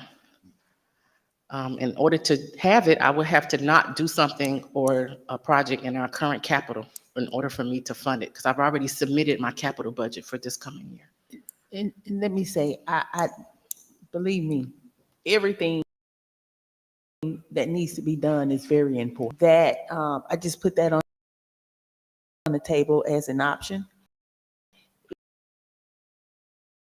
Get maybe this is something we could pay. If not, then whatever the county wishes, we'll move forward with it. But believe me, everything that you brought forward now is very important and it has to be done. It has to be done. And I don't want anything to interfere with the priorities of us making sure that we have the drinking water and clean water, and to get everything to where it needs to be to make sure we're in compliance and nothing happens to the water. Thank you. Councilmember Freely. You may not be able to answer this, but as we weigh the two options, do you know, is it possible that we sort of sign on with this, doing the customer pays it for maybe a year or something, and we see what the uptake is? If the uptake is extremely low, then maybe we reconsider, or do you know, how long are we signing on for? Oh, any change. You can make any change at any point in time. I asked that same question because I even thought if we could not afford to pay the entire amount, maybe even partial, just to start off so that residents are not encountering that extra increase on their water utility bill. I was told that any way that you want to build the program, they will work with us to make it happen. So we could test it out as a customer paid for a certain period of time, see what Yes. the uptake looks like, and then reconsider. You can either reconsider, opt out, or say, yeah, we have the money now, we're going to go ahead and pay for it. Yes. Thank you. Yes. Councilmember Ziegler. Thank you. The other option I was thinking is that I think that we're looking at how much money we can give seniors off their utility bill, because right now they're only getting $7. And if we could increase that amount, maybe that would help people who would really need it the most. And Ms. Jessie, that takes me back to the utility study, rate study that we authorized staff to do. I believe it was probably last year, if not before, because in order to make any adjustment to our rates, we have to do a study. And ECG was supposed to be doing, Electric Cities of Georgia was supposed to be doing our rate study. We got an update? Yeah, so I've consulted with GFA and other cities, and I think that is part of the issue. When we do a rate study, we're constantly combining power with water. It's completely different. We also have to use American Water Works Association standards. So I talked to Dermot today. We were actually going to put a solicitation out to tweak it towards water. We need a company that specializes in water. We need to come up with a capital program, our debt and everything for them to recommend what that is. And being that we're talking about possibly applying for loans, we have to figure out we can pay the loans back. So again, we're trying to definitely, when we do it, it's such a tremendous, because you're combining utilities. In this specific instance, I would feel more comfortable doing just one on water with a company that specializes in water. So are you saying that we received the rate study back from ECG, but it was more electric focused and not water focused, which is why you want to Yes. do? Yes. So can we get that electric rate study? The discount that Councilmember Ziegler just referenced is really on the, I think it's is it a electric or just utility bill discount? I can't remember what the senior discount is. But if we look at the electric rate study, we might be able to, if it's connected to electric, or even just because we need to look at our rates and make those assessments and determinations, probably be good to have ECG come present the study and the findings as it relates to those areas that the study covered. I know we should be getting our budget tonight, right? Today? Yes, ma'am.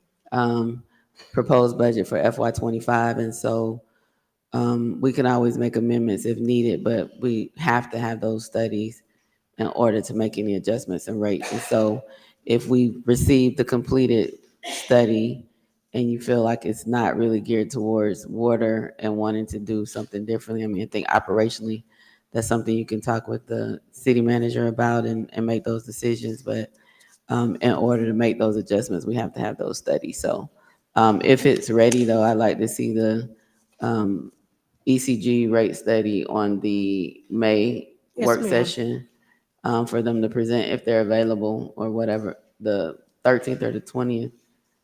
Yes, yes, ma'am. Madam Mayor, we will have it ready for the next work session. Okay. All right. So sounds like, I don't know that we're ready. So here are our options. We make a decision tonight. We talk about it again at our May work session. If there's any other concerns or any other information we want to have, and then just talk about making a decision at the May 20th meeting. So I don't know if we're ready to make the decision tonight, and if not, I think that it's not time sensitive. I mean, we can enter whenever we like. But if we have the two options to consider, or three, or a hybrid of sorts. And so, what is the desired council? Do we want to make a decision tonight or put on the May 13th work session for more information? I have my mic. Councilmember Buck. Madam Mayor, I ask that we wait and bring this back to work session so that we can adequately study this, all the options. All right. Take action tonight. So May 13th, Madam City Clerk, we could put this on the work session agenda. All righty. Thank you so much.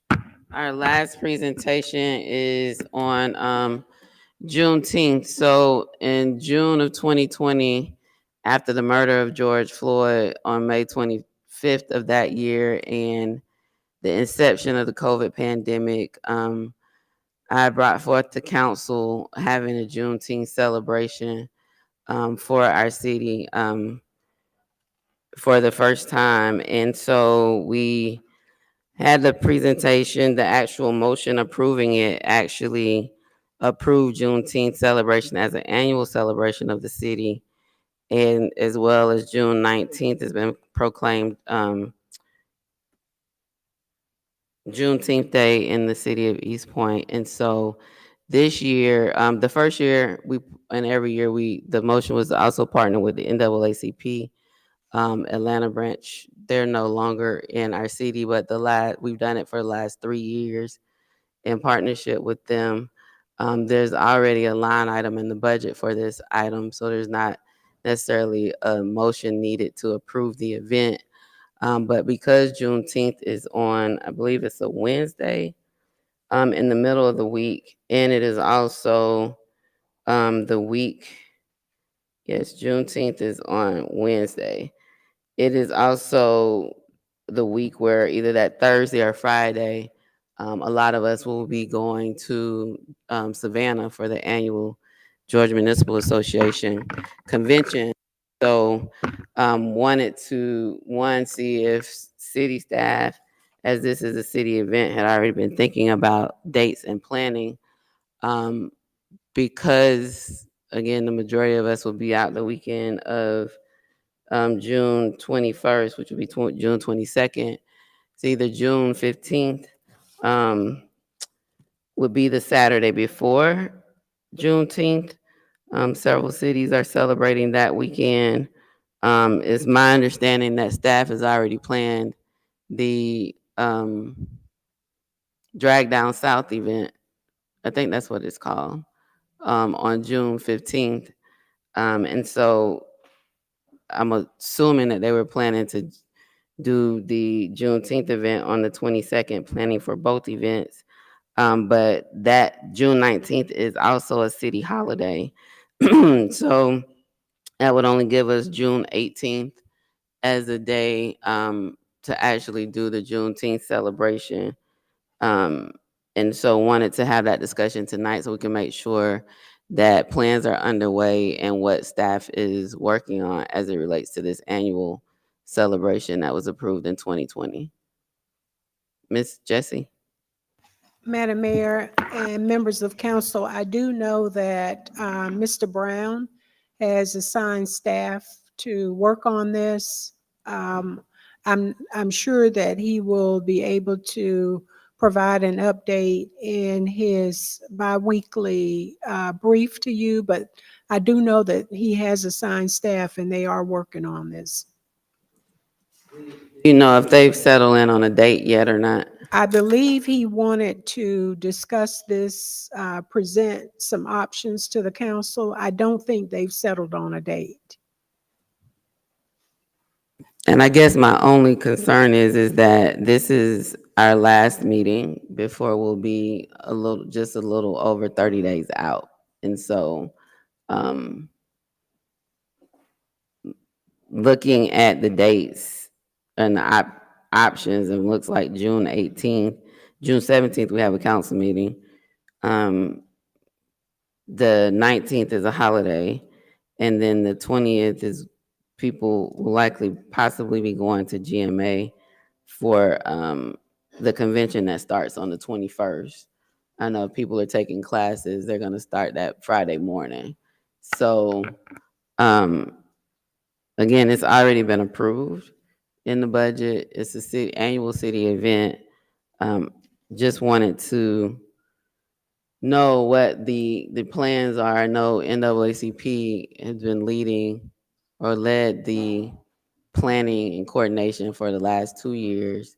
But this is definitely something that the city needs to continue. And because it's already approved, I don't know that we have to get council approval on the date, because if so, we are going to be behind in marketing and planning for it. Yes, ma'am. I will get with Mr. Brown and we'll get something out to the mayor and council. Okay. All righty. Thank you so much. Next up. Oh, I wanted to say at the top of the agenda, I'll say it again at the end. This Friday is the day that we would like to receive feedback from the community by, if you are going to provide feedback through the community feedback form for the city manager search that we're conducting. And so this Friday, April 19th is our desired date to have that feedback, and we'll send out reminders as well. And then the ADA transition plan survey is also online. We would like for you to participate in that. And you will also be receiving information this month regarding the budget open houses or community meetings regarding our fiscal year 2025 budget. But we definitely would like for you to share with us and lend your voice to the search efforts for the city manager. So we'll be developing the developmental associates, the company that we've engaged to help facilitate this and help us do our national search, is going to create a brochure, a recruitment brochure. And they're going to use the information from the community, from staff, from council, from everyone to create that brochure to recruit and solicit applicants for this city manager position from across the country. So just wanted to say a reminder at the top of the agenda, and I also said at the end as well. Any appointments tonight? Okay, seeing no lights, do we Yes, Madam have? Mayor, I have one. Oh, council member. Yes, I'd like to appoint to the Parks and Rec Board, Michael Navier. It's been moved and properly seconded. That was a motion, right, Councilmember? Yes, I'd like to make a motion, yes. And you seconded, Councilmember Ziegler. Could you spell the last name for me? Navier. Okay. Any discussion on the motion? All those in favor? Aye. All those opposed? Motion carries. Any other appointment? All right, any committee reports? The Budget and Finance Committee will meet tomorrow virtually at 6 p.m. The information should be on the website and also provided to the community, but it will be a virtual meeting tomorrow at 6. Adoption of the council agenda. Is there a motion? Madam Mayor, I do have a question. With it, and I know we talked about this, I think it's item number 15. If no one has a problem, because it was on the consent, but it was moved to the agenda, can we move that to the consent if no one has a problem? Because I think it was for everybody to just go over the documents.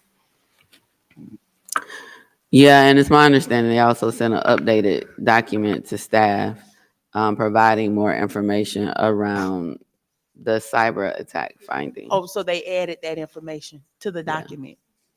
Has that been?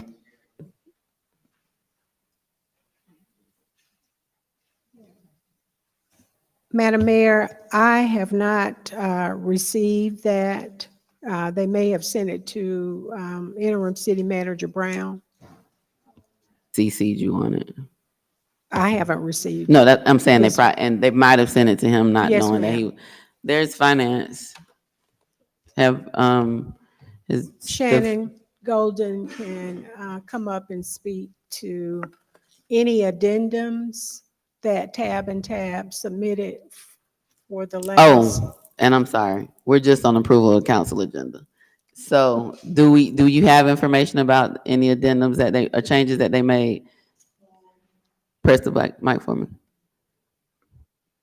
I'll have to talk to procurement about those changes that they made. But it's just that the only items that they changed was just the frequency of payment. So here's my question.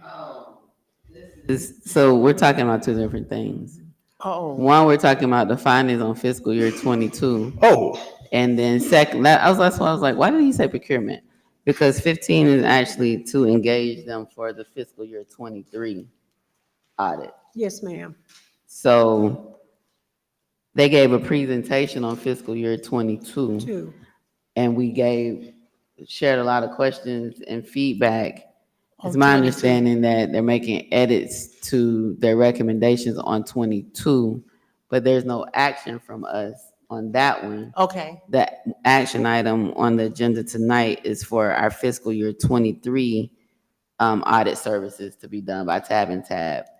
And it's my understanding it's been solicited and we've already selected them as a vendor. And this is just to improve the engagement letter, which at the last meeting, that's what it was. We didn't have the engagement. So letter, then here's or my did we? question. That's why I asked, could it be moved to the consent if you all received engagement letters?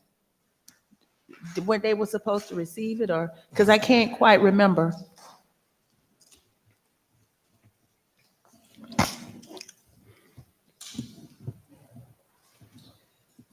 That's what it was, the engagement letter.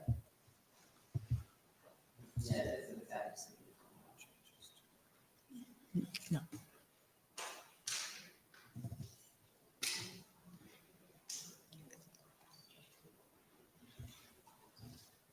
Yeah, the engagement letters attached to the agenda. The services are, the fee for services is an estimated 150. What we paid before. 150,000 for 2023. Okay. So if we need further discussion, we can just leave it on the agenda. If not, it can be added to the consent agenda during the motion on the approval of the agenda. I'm sorry. That's what I was like, why is he saying procurement? I got it now. So we getting ready to approve the agenda now. Correct. Does anyone have any additional questions on 15? Does anyone object to it going on consent? Okay, so the motion can be to approve the agenda moving item 15 to the consent agenda. Okay. Madam Mayor, I'd like to make a motion that we approve the agenda, moving item number 15 to the consent. So moved. Is there a second? It's been moved and properly seconded. Any discussion? All those in favor? Aye. All those opposed? Motion carries. Next up is approval of city council minutes from the April 1st, 2024 regular meeting of the East Point City Council. Is there a motion? Madam Mayor, I'd like to make a motion that we approve the council meeting from April 1st, 2024. So moved. It's been moved and properly seconded. Any discussion? All those in favor? Aye. All those opposed? Motion carries. Next up is approval of the minutes from the April 8th work session. Madam Mayor, I would like to make a motion that we approve the work session meeting minutes from April 8th. Second. It's been moved and properly seconded. Any discussion? All those in favor? All those opposed? Motion carries. We are now at the public hearing section of our agenda. We have 3 zoning public hearing items. You can have our city attorney, interim city attorney, read the public hearing rule into the record, and then we'll open up the public hearing. Thank you, Madam Mayor. Public hearings before the city council shall be conducted as follows. The presiding officer will call for a motion to open and close the hearing. The presiding officer will introduce the proposed zoning amendment before the city council. Staff will then be called upon to present the Planning Commission's recommendation and summarize the staff's written report. Persons both favoring and opposing the proposed amendment will then be provided an opportunity to address the council. The applicant for the proposed amendment will be entitled to speak first, followed by other speakers in favor of the proposal for a total of 15 minutes. Those who oppose the proposed zoning amendment will then be permitted to speak for a total of 15 minutes. By majority vote of the council, an increase to the total time for speakers provided for each side may be given, but each side must receive the same amount of time. If there is more than one speaker for a side, the presiding officer may limit the time allotted for each individual speaker other than the zoning applicant. The zoning applicant may reserve a portion of their allotted time for rebuttal. Speakers must adhere to the rules of decorum. Prior to speaking, each speaker shall identify themselves and state their current address. Each speaker shall speak only to the merits of the proposed zoning decision under consideration, shall address remarks only to the city council, and shall refrain from making personal attacks on any other speaker. The presiding officer may refuse a speaker the right to continue if, after first being cautioned, the speaker continues to violate the rules of decorum. Thank you so much, Attorney Hartley. Can we get a motion to open the public hearing on item number 6? Motion to open the public hearing. So moved. Is there a second? Second. It's been moved and properly seconded. Any discussion? All those in favor? Aye. All those in favor? Aye. All those opposed? Motion carries. The floor is now open. I will turn it over to staff, Mrs. Jessie, for a brief presentation before taking comments. Yes, ma'am. Madam Mayor, members of council, we have staff from the planning department who will start the process for the public hearing. Good evening, Mayor and Council. This evening we have 1910 Phillips Avenue, case number 2023 RZ-03003-12, where the applicant is BRG Consulting. The zoning is R1A. The applicant is requesting to rezone the property from R1A Urban and Residential District to R3 Multifamily District to develop a new multifamily residential building. The applicant is also seeking a concurrent variance for relief from section 10-2065 E and D rear yard setback to reduce the 25-foot development standard to 16 foot 8 inches to utilize the existing foundation. The current zoning map is R1A. The future land use map is redevelopment neighborhood. This is a picture of the actual site plan that shows the existing foundation. Staff and Planning Commission recommends to accept the applicant's request to defer this case back to Planning Commission's April regular session held on April the 18th, 2024.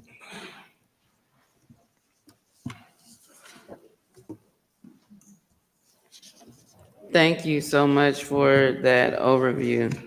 Um, is the applicant here? Okay. Anyone who would like to speak in favor of this rezoning, please come forward at this time.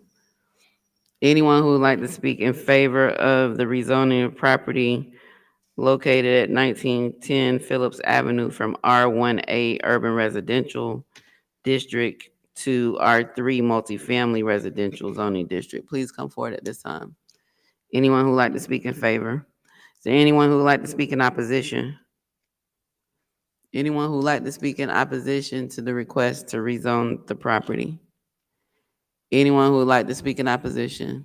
Can I get a motion to close the public hearing? It's been moved and properly seconded. Any discussion?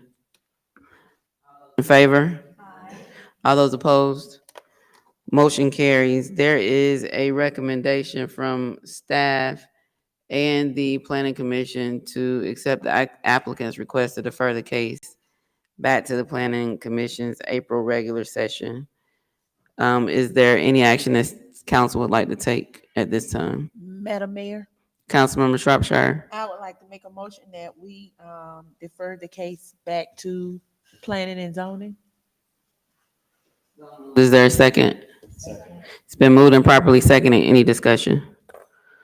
All those in favor? All those opposed? Motion carries. Next up is the public hearing on 2741 Church Street, rezoning request from CR Commercial Redevelopment to MXCI Mixed Use Commercial Industrial. Is there a motion to open the public hearing? Councilmember Freely. Sure, I'll make a motion to open the public hearing. Councilmember Shropshire. It's been moved and properly seconded. Any discussion? All those in favor? Come on, y'all. Everybody gotta be awake. I need at least 5. All those in favor? All those opposed?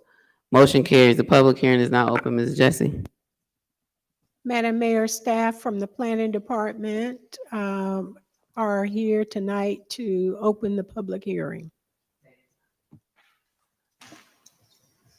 Madam Mayor and Council, the case before you is 2741 Church Street.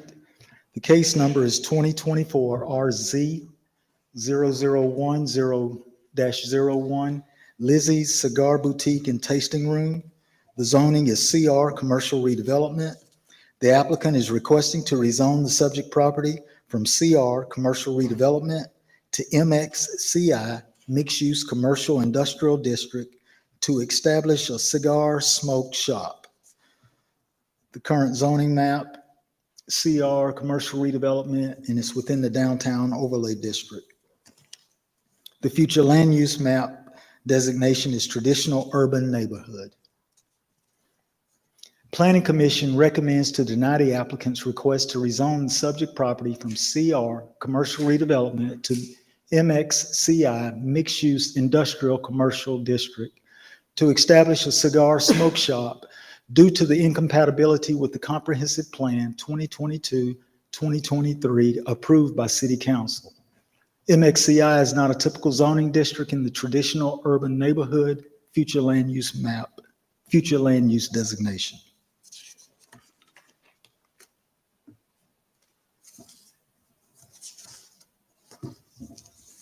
Thank you so much. The applicant can come forward. If the applicant would like to speak, they can come.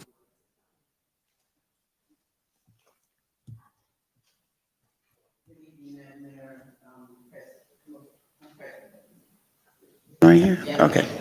Good evening, Madam Mayor. I'm not used to this. Thank you for the chance to speak on behalf of Lizzie Cigar Boutique. We have been going through rezoning because we want to be able to sell cigars in our establishment as a retail establishment mainly. And we have not, we wanted to rezone for that reason because CR does not allow the sale of cigars, but MXCI does.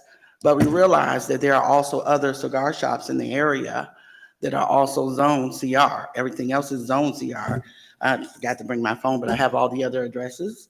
They're already zoned CR. And so looking at that, I wonder, you know, maybe we should not have requested, but we already did. So we went through with the whole process, requested rezoning because of that. I do have a couple of questions, and I don't know if anybody, you know, someone can answer those questions for me. Like, what's the difference So- between 2741 and the other cigar shops, the other smoke shops? So we'll take your question. Right now in the public hearing, we don't answer questions, but Oh, you don't? after, no. This is Okay. the time for you to speak and for the public to speak. Okay. And then we will close the public hearing and then we can open it up for discussion. Okay. So I wanted to also give you a chance to hear from some of the people that are in favor of Lizzie's Cigar Boutique. So I brought several people with me. I don't know if I can do that. So this is a public hearing. Once you finish, I'm going to ask for anyone who wants to speak in favor of the rezoning request to come forward. And the people who want to speak will come and speak during that time. And then I'm going to ask the people who want to speak in opposition to the zoning request to come forward, and then we'll close the public hearing. I have anything. I mean, I feel like I've already spoke about Lizzie's enough that if you want me to go through the whole thing about what Lizzie's is, I can. But I feel like everyone here is already aware of what we're trying to do. So this is your opportunity to speak during the public hearing, and so you can share whatever you'd like to share. Okay. And then once you're done, I'm gonna call anyone else who would like to speak in favor and then go to opposition. Okay, so what I want to share is that the main reason that I have come before City Council is because I would like your approval. I would like everyone to understand that Lizzie's is for the community, not against the community. We want to be able to have a place for people to come and network and get to know one another, to be able to smoke a cigar, have a great conversation. It's not like another establishment that people are afraid of. It's for older individuals, for people, the medium age is 55 to 57. And so therefore, those are the people that will be frequenting the establishment. We've already come up with a plan. I know people are concerned about noise and parking, and we already come up with a plan to establish parking with other businesses in the area. We also have a plan for the sound because the community said they didn't want us to serve alcohol, so we decided not to serve alcohol because we listened to the community and what they wanted. And we also have a plan for the noise because we were going to stay open later. We changed our hours because we did listen to the community and changed our hours from 2 o'clock to 11 o'clock, and then also early on Sundays till 10 o'clock. Because we want, again, to be a partner with the community. We don't want the community to suffer anything because of Lizzie's being there. All right, thank you so much. Anyone who would like to speak in favor of the rezoning request can come forward at this time. Anyone who would like to speak in favor? Anyone who would like to speak in favor of the rezoning request for property located at 2741 Church Street from CR Commercial Redevelopment to MXCI Mixed Use Commercial Industrial, come forward at this time.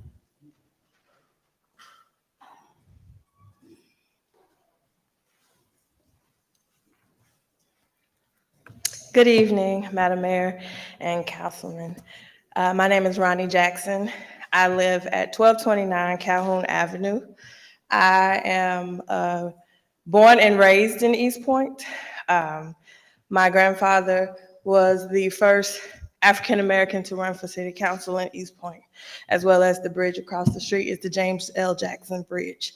So I have a very strong heart for East Point. I think my granddad would be extremely proud that I am putting forth effort to work with having a business here in the city. So I am for Lizzie's Cigar Boutique and Tasting Room. I have started smoking cigars about a year ago. I have met some wonderful people. I have started a business due to having connections and networking with people in cigar lounges. So I'm for it because of the community, the network, and the camaraderie that you will have in the city of East Point. Thank you. Anyone else who would like to speak in favor of the rezoning request?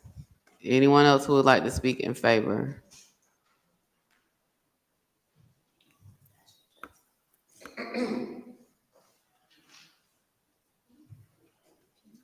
Good evening.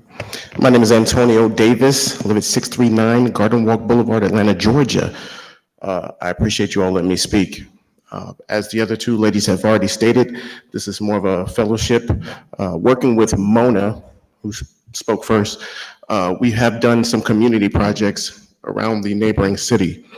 It's been an honor to meet a lot of people who do welcome all types of people and ages, as though I am not of the median age.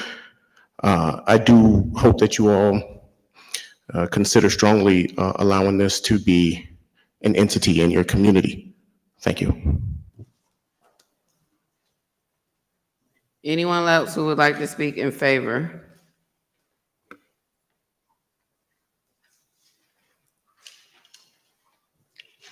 Good evening, Madam Mayor and all the councilmen. My name is Tahira Tiale Bay. I am for, say it again? Address? Oh, my address? Yes. Oh, 1119 La Rosa Terrace, Southwest Atlanta. I met Mona maybe 2 or 3 years ago because I've worked at El Jefe Cigar Company. That's where we first met. I've been a connoisseur of cigars 20 years now, and I've met some amazing people, namely her. I've met other councilmen. I've met a whole load of people. We've done like fundraisers for different organizations like breast cancer. It's just a really an amazing, for me as a single mom, I have so much that I got going on, and I have to be honest, a cigar for me is relaxing.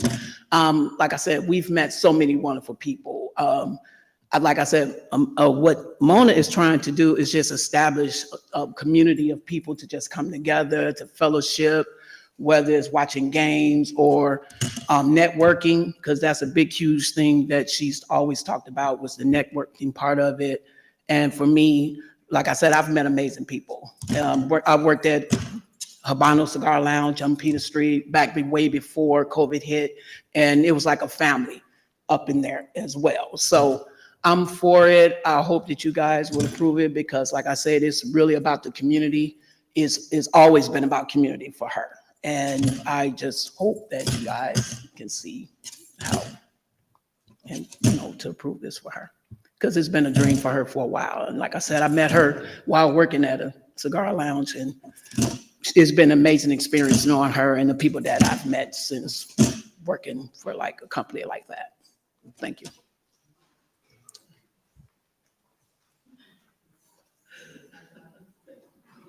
City Attorney, y'all have something?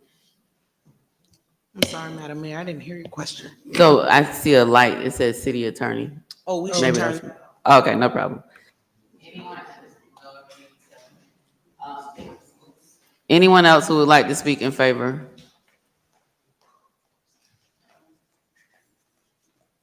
Good evening. My name is Carmela Jones. I live at 3355 Hager Way in East Point. I support all women that's doing entrepreneurship, so I would love to see another woman to be an entrepreneur. As a real estate agent, networking and entrepreneurship is just, I guess, the foundation of my career. So I'm in support of her opening her cigar lounge. Thank you for your time. Anyone else who would like to speak in favor? Anyone else who would like to speak in favor?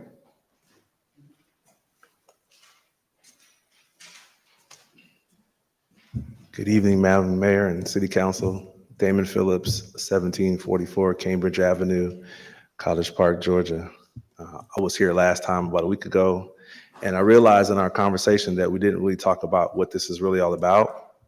So cigars are really not about smoke or noise or alcohol, or it's about community. So behind me are a bunch of people here to support Lizzie's. They're not going to get up and say anything, but they're here They don't know what to do, but they just know they want to be supportive. This community comes from those sticks. Those sticks are magic. So with that stick, I'm able to meet people from all over the world, all over the city. So what we're trying to do here is build a place in the community where people can come together and grow. It is a community. I have friends all over the world just because of a cigar. And so we just want to bring that to this city, and there's an opportunity for people to come together, opportunity for many of you on the council to have fundraisers there, to have meetings there. We want everyone to be involved in what we're doing at Lizzie's. And so we don't want people to be afraid of what they don't know. A lot of people are afraid of things that might happen, that could happen, that maybe happen, but none of it actually happened. So we're not worried about loud noises because it's not going to happen. It's not the kind of environment that we create. It's not the kind of space that we have. It's a place where people come together, they get to know each other, they grow, they build friendships, they build bonds, they build support. So we hope you take the opportunity to just give us a chance. And when this is all over with and you guys are done, I'm going to go across the street here. I have a whole case of cigars. If any of you want to smoke one, you can come smoke one with me tonight. Thank you. I'm not a smoker. Anyone else who would like to speak in favor? Anyone else who would like to speak in favor?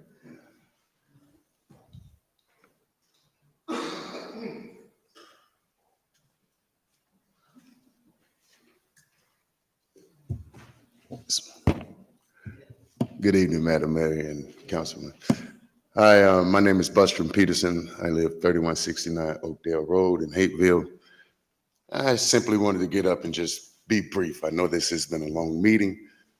It seems like the apprehension is, again, like Damon said, because you don't know. And when we see smoke, and we're thinking of smoke, we're thinking of something hazardous. Well, it's not necessarily about the smoking.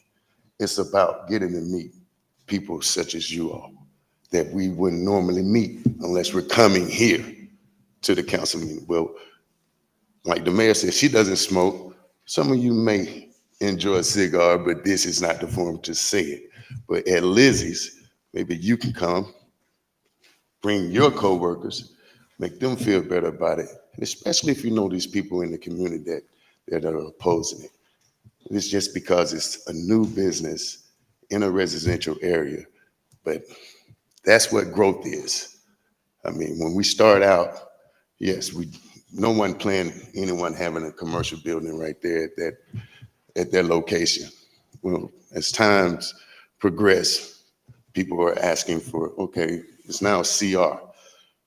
I was hoping if the issue is changing the zoning, perhaps giving Lizzie's a special permit, just temporary, just so you all could see.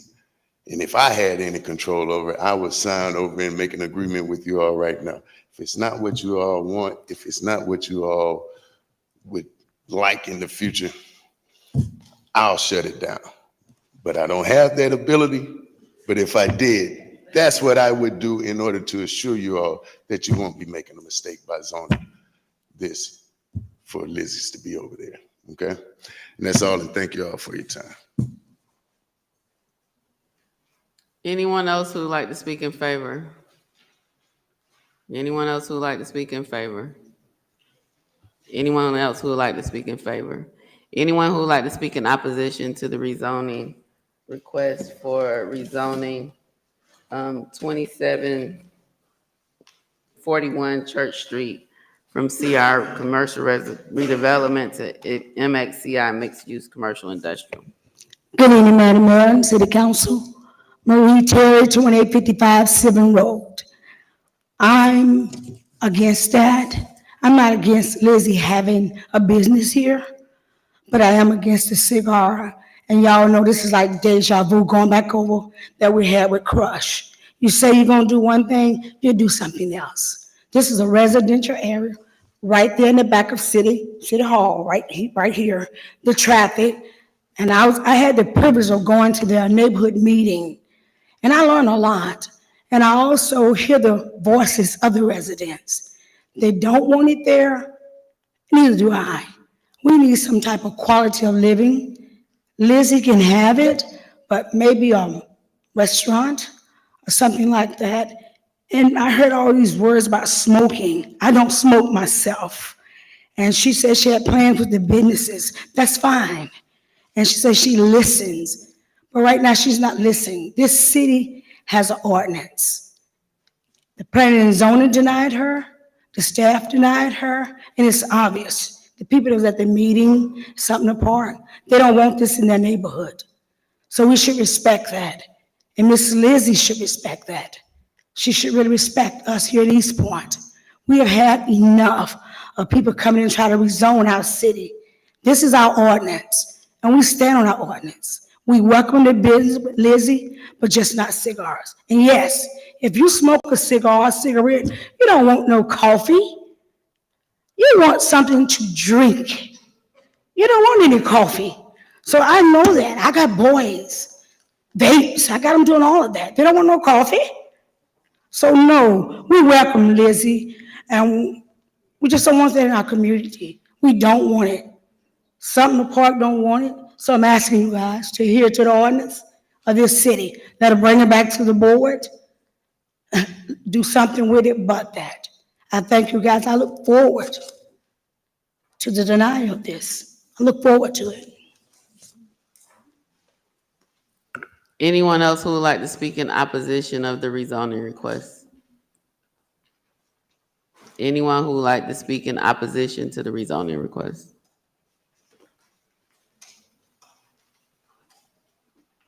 Mayor, Council. Kevin Brown, 1769 Linwood Avenue, right out your back door, right down the street from Lizzie's. I'm not opposed to Lizzie's business, and I'm not opposed to her business plan, but what I am opposed to is the rezoning. You guys spend a lot of time and a lot of effort for a new city overlay, and you're going to disrupt it on a piece that's right in your backyard. I hope that Mona has a great business, but no rezoning. If there's a potential to keep it as CR, as she said, then I wish her a lot of luck with the CR, and hopefully she can be successful. I am also here in representation of the Sumner Park Neighborhood Association. I'm the president over there. We did have our meeting last week. A majority of the people at the meeting did not agree with this business. It was more about the business than it was about the rezoning at the meeting. So even beforehand and afterwards and during the meeting, a lot of people have come to me and expressed a concern about this business being part of a neighborhood. Thank you.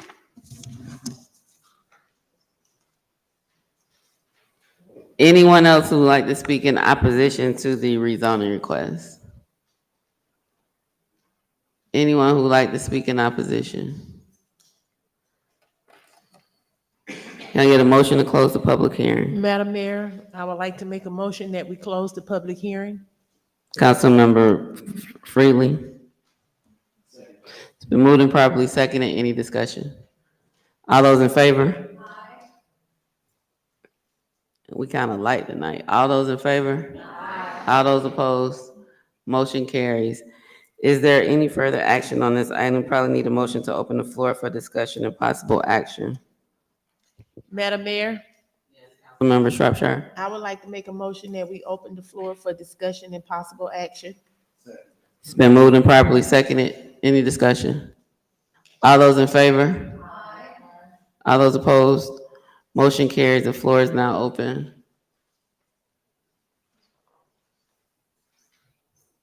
Discussion. I know there was a question asked about what is the difference. No, you don't get to come back up this time. I'm referring the questions to our city attorneys.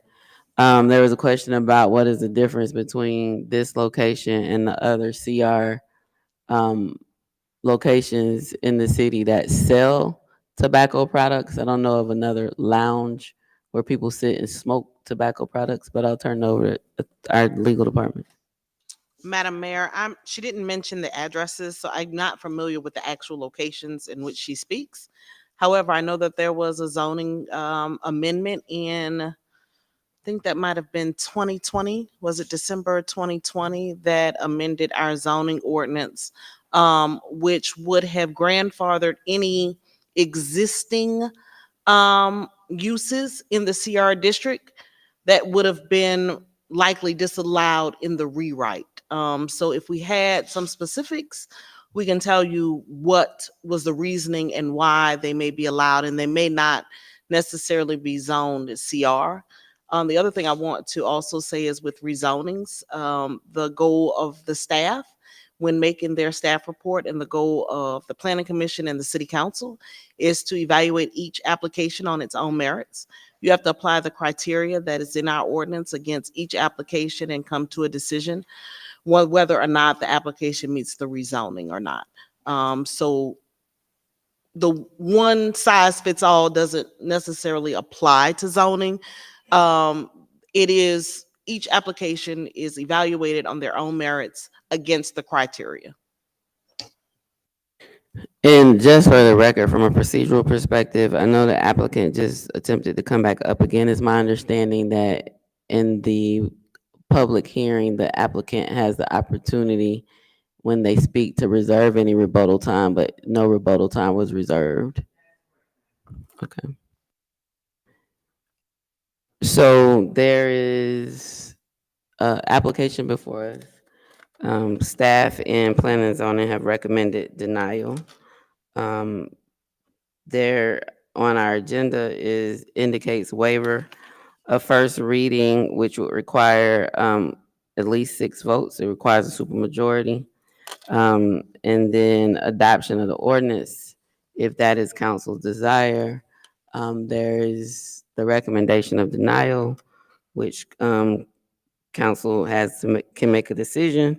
The other option is also deferral, but that wasn't requested on this item as it was the other. So at this time, is there any action on this item? Councilmember Freely. I'd like to make a motion to waive the first reading. So moved. Moved and properly seconded. Any discussion? All those in favor? Aye. So I just said we need 6. All those in favor? Okay, all those opposed? Roll call. Councilmember Shropshire? Yeah, this is for waive the first reading. Councilmember Freely? Councilmember Ziegler? Councilmember Cummins? Councilmember Butler? Councilmember Martin Rogers? The motion failed. So there's no waiver of the first reading. Madam, our legal department, the recommendation was denial. It's my understanding the first reading is waived when you're attempting to approve the ordinance. Does that also refer to a denial? If the reading is not waived, then the motion could be represented at the second reading for approval or denial, whatever the will of the council is. Am I answering your question? So there can be no further action taken tonight since the first reading wasn't waived. I mean, there could also have been a motion to deny without a first reading. The motion was to waive the first reading. That failed, right? And so then it must be read twice. For approval or denial? Correct, yeah. Okay. I have a question, so we get an understanding, because we've always waived the first reading in the past. So if we make the motion to waive the first reading, then the motion could have been made to, if, let's just say hypothetically, if the first reading was passed, then the motion could have been made to approve or deny. That is correct. So either way it go, it would have had to be waived in order to make the motion to approve or deny. That's you've got it. Okay, You got it. that's what I'm trying to understand. So, All right, so this will be on the May 6th agenda, because that would have to be the second reading.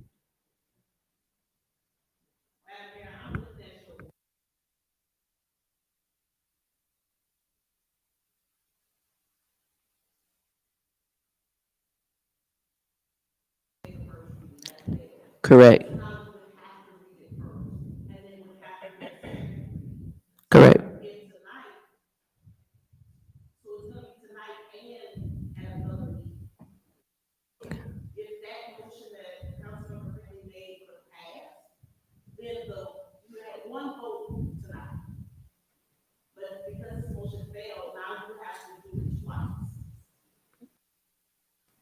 Correct. As if you weren't going to take a vote tonight. So we just took a vote and the motion to waive the first reading didn't pass. Now you would open the floor for a motion on action to up or down the actual application. Okay. And then we'll do it again at your next meeting. So May 6th, we'll do it again for up or down. And it has to pass the second read to be effective. Right, but if we're not waiving the first reading, will we just read it tonight and then vote on May 6th? Instead of don't voting know. twice? So if you would allow me a moment, I don't know if your ordinance or your charter requires you to vote tonight and again. Does that Okay. make sense? Can I have you, can we have a moment for you to check?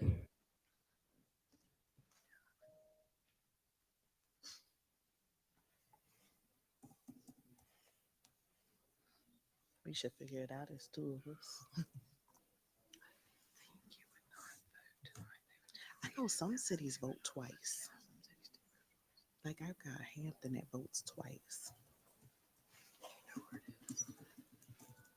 I'm gonna do a search.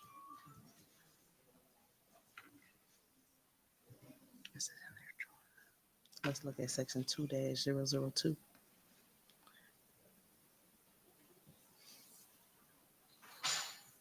All right, rules of council.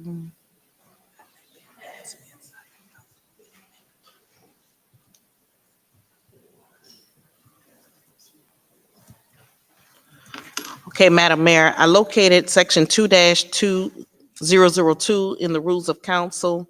An ordinance may be introduced by any member of the council at any regular meeting of the city council in accordance with the rule governing agenda items or at any special meeting at which an ordinance may be lawfully considered and adopted. Each ordinance shall be read by title at 2 different regular meetings or the city council unless such reading be waived by affirmative vote of no less than 2/3 of the council members present at any meeting of the council duly convened at which a quorum is present.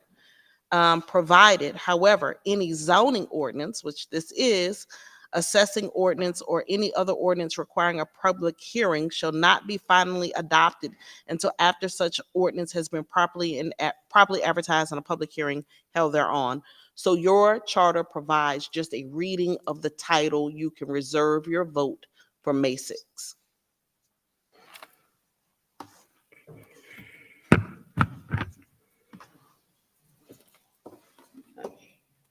All righty. Can I read the title? Yes. Okay. Oh, let me make sure I don't read it from the agenda. Hampton requires you to read and vote twice, and they don't do a waiver.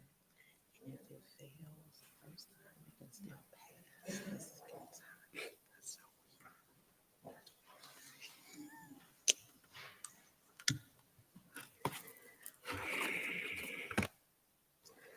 All right, so the first reading is as follows. Ordinance to amend the official zoning map of East Point, Georgia for property located at 2741 Church Street from CR Commercial Redevelopment to MXCI Mixed Use Commercial Industrial District to establish a cigar/smoke shop. And this will be on the May 6th council agenda for action. There will be no further public hearing because we've already had the public hearing. It will be on for second reading and action by council. All righty. Next up, Quick question. Councilmember. So we don't have to waive the first reading on May 6th. No, we just waived it, and so I just did the first reading. So on Okay. May 6th is action. Next up is item number 8. Can we get a motion to open the public hearing?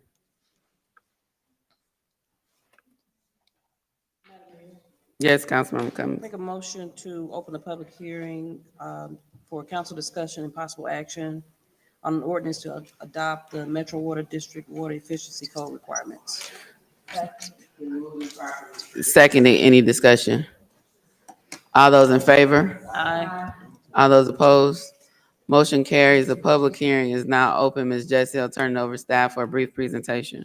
Yes, ma'am. Madam Mayor, members of council, I'm going to ask staff of the planning department to provide a brief overview and presentation.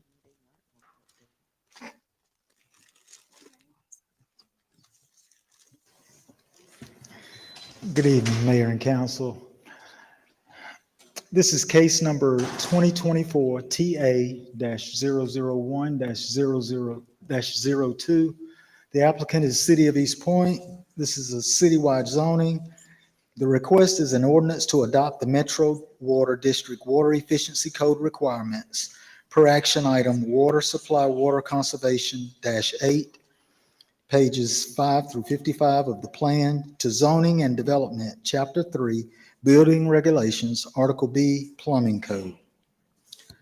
The Metropolitan North Georgia Water Planning District collaborates with 96 cities and 15 counties to conserve and protect our region's vital yet limited resources. In 2023, the district sent out an email regarding the requirements of the 22 Water Resources Management Plan update.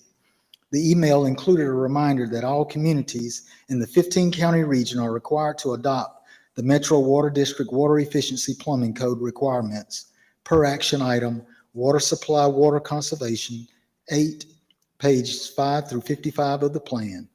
Under this action item, local governments must adopt and maintain the Metro Water District Water Efficiency Plumbing Code requirements without modification as a local amendment to the Georgia State Minimum Standard Plumbing Code.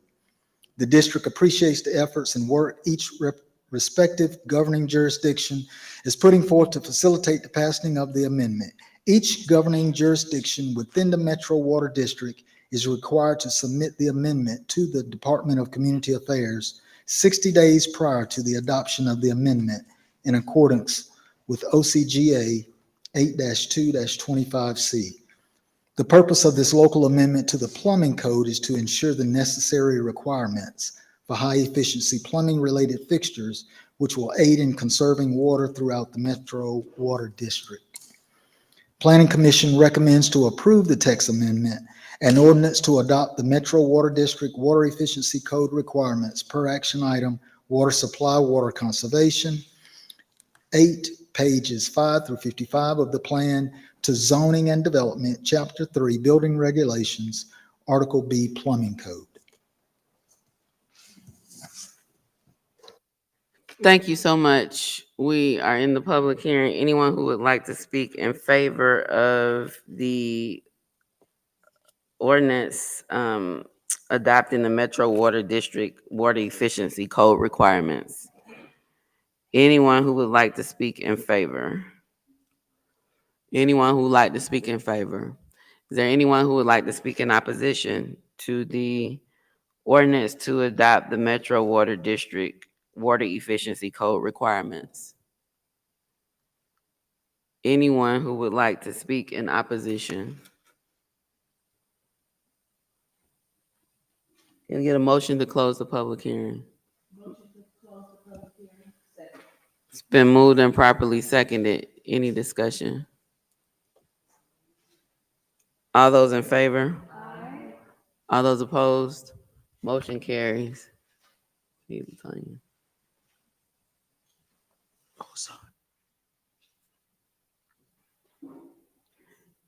Any further action on this item?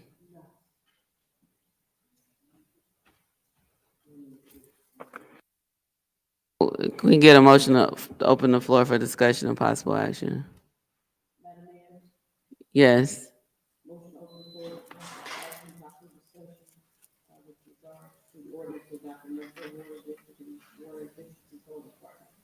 Second. It's been moved and properly seconded that we open the floor for discussion and possible action.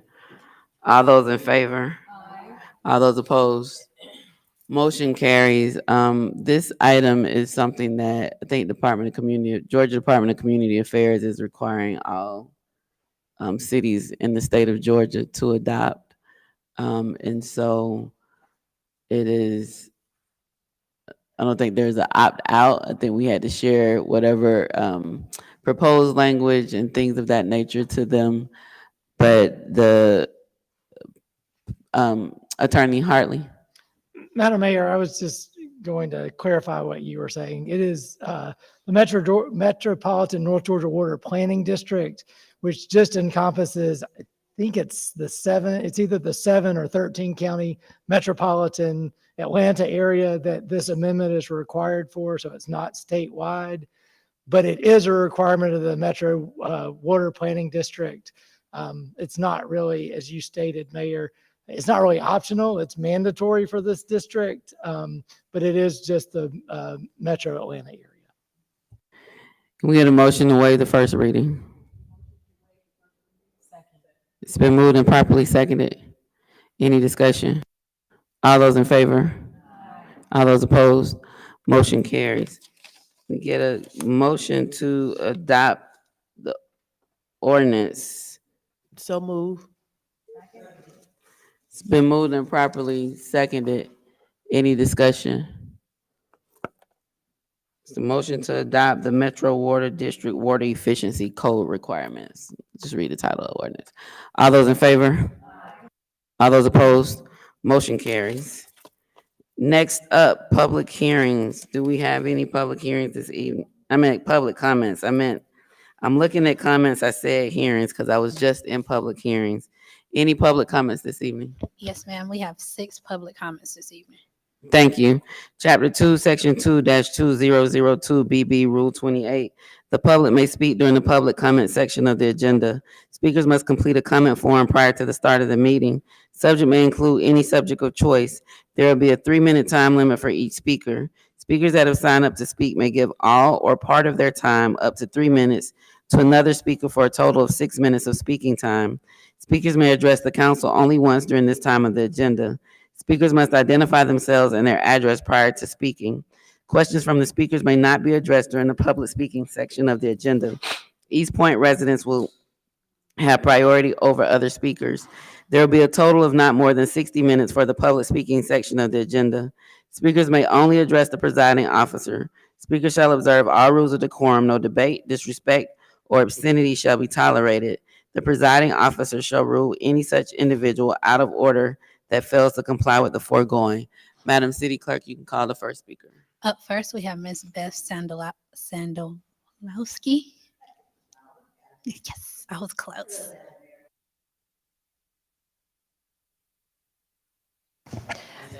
My name is Beth Sandolowski. I'm 2927 South Clark Drive, East Point. I've lived there for since 1988, and it's a great neighborhood. But in the last few years, we've had a little problem with houses being rented to people there. We usually deal with things as a community in our neighborhood. And so when we have people who like to party and stuff, and I was young once too, I understand that, you talk to them and say, look, please just have consideration and shut it down around midnight. I don't want my windows rattling, it's quiet. And that usually works, but lately it's gotten out of hand on South Clark. It's like a party at 2 or 3 houses every Friday, Saturday night. 3 weeks ago, we had to call the police, the neighbors and I. 3 times the police came out from 12:30 till 2 o'clock in the morning when it finally stopped. I don't think the police should have to come out and have to deal with this over and over. What can we do to have some kind of repercussion where either it costs them money, a fine? I don't want anybody going to jail. I don't want anything like that. We just want people to understand, to have consideration for the people. Does East Point follow the code for state of Georgia or Fulton County where there's a noise ordinance at midnight, it shuts down? Or do they have it? I have never been able to get an answer for that from anybody in East Point. That's code enforcement, the police department, the different people I've spoken to, and nobody seems to know if there's even an ordinance of when the music has to be shut down. And that's all I'm asking, and I appreciate your time, and we'd just like some help with it in my neighborhood. Thank you. Up next, we have Mrs. Patricia Fuqua-Lovett.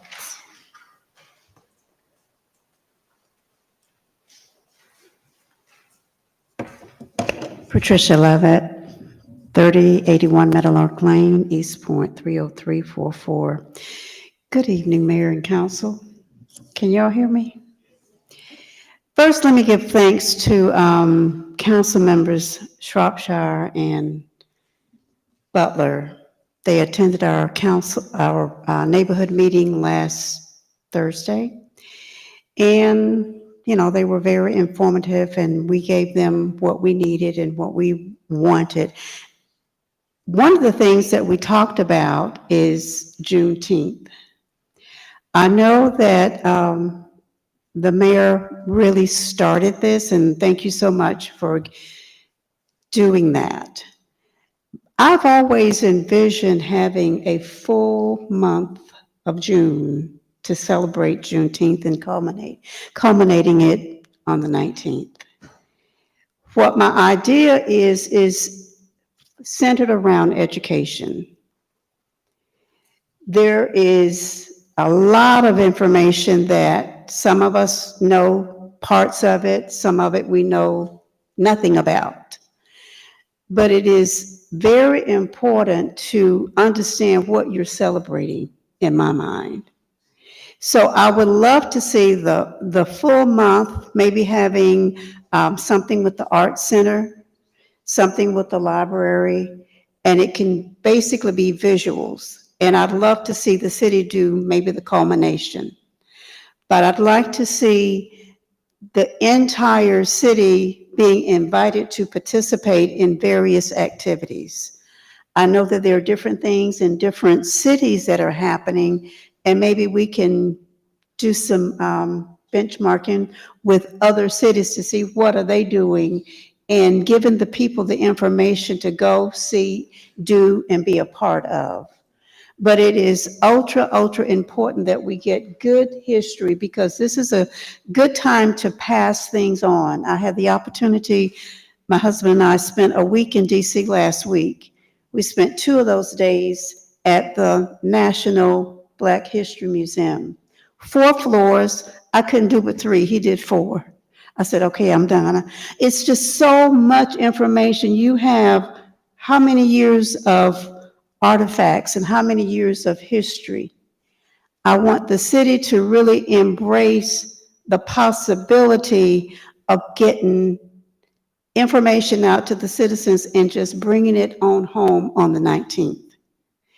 In addition to that, I also want to give a kudos to Councilmember Cummings, and I know that Dr. Robinson has been reaching out to you. And that really came from Councilwoman Shropshire. We have been trying to get speed breakers, bumps, humps, lumps, whatever we qualify for. And thanks to Councilwoman Shropshire, she brought us the information to fill the forms out. And we did that, but I honestly can't tell you where they are at this point. So whatever you can do, please continue to reach out. And that's for Shropshire, Mitchell, Cummings. Butler is always involved with Meadowlark as well. And to you, Mayor, you're always available in there. Thank you so much. But please give some thought to Juneteenth as being a robust month of good information, accurate information. Thank you. Up next, we have Mr. James Brown, who had time given to him by Ms. Marie Terry, so he'll have 6 minutes.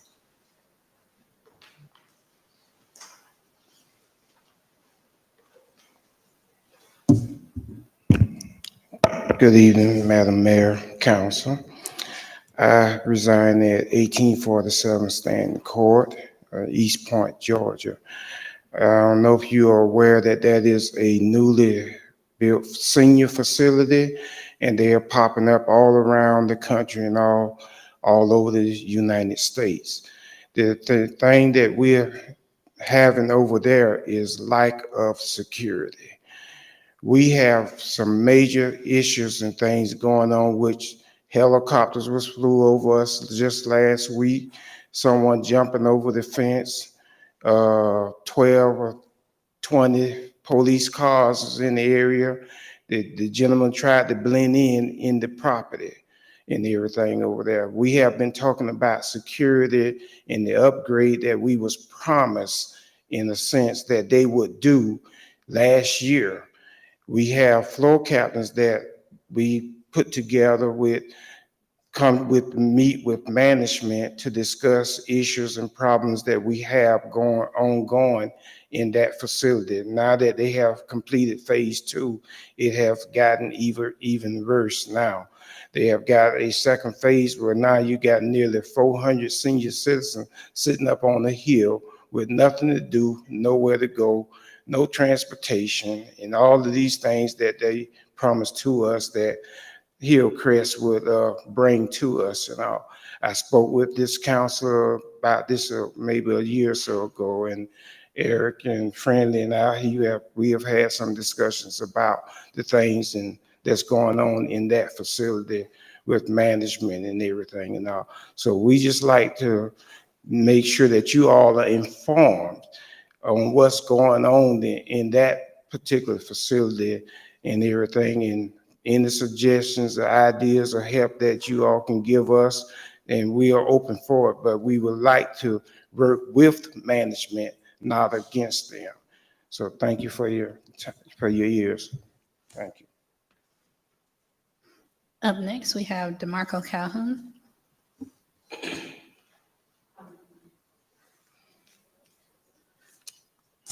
Good evening, Mayor and Council. My name is DeMarco Calhoun. I live at 3410 Hager Court. The reason I'm here today is to discuss Section 8-201 of your city ordinance in respective to state law or state rule 515-3-2. It's about termination of utilities. Kind of mispaying my bill. My due date was 3/15. My lights was cut off 3/26. State law states, state rule states at least 45 days. But your city ordinance states the 29th of each month. That's kind of, taking a right away from me as a Georgian that is supplied to the whole state, and the city ordinance has pretty much diluted it and went to the 29th, 14 days. I travel, sometimes things get missed, but turning off your lights like that, whereas the state rule says 45 days, send out a letter. 5 days before you turn it off, you have a date stating this is going to be turned off. And then on the backside of that, you want to charge a $60 reconnect fee. 10 days. So you're against already state rule, which, if I'm correct, state rule supersedes city ordinance when it's in conflict. This rule has been around since May of 1998 for the state of Georgia. East Point ratified their rule May 2013. How was that? This is actually, I know East Point is having issues with to a degree with the power company turning off their power. My bill was paid that day at 2:30 when I found out. I could not get the city of East Point to turn my power back on to 8:30. And that was because the only person I could call was the city, what her name over the stormwater management? That was you. And she made a phone call for me and got my power turned on within 5 minutes. The customer service is really bad. And I think there's definitely a conflict there. And I'm just speaking on now, this could be an issue for all people that live in East Point, because you're charging a $60 reconnect fee for something that haven't even hit the minimum state requirement. Therefore, it looks like it's a money grab. Therefore, it also looks like it could be a class action. We need to get this correct ASAP. And that's what I wanted to share with the council.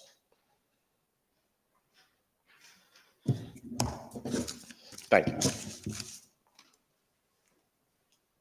Lastly, we have Ms. Keisha Waits.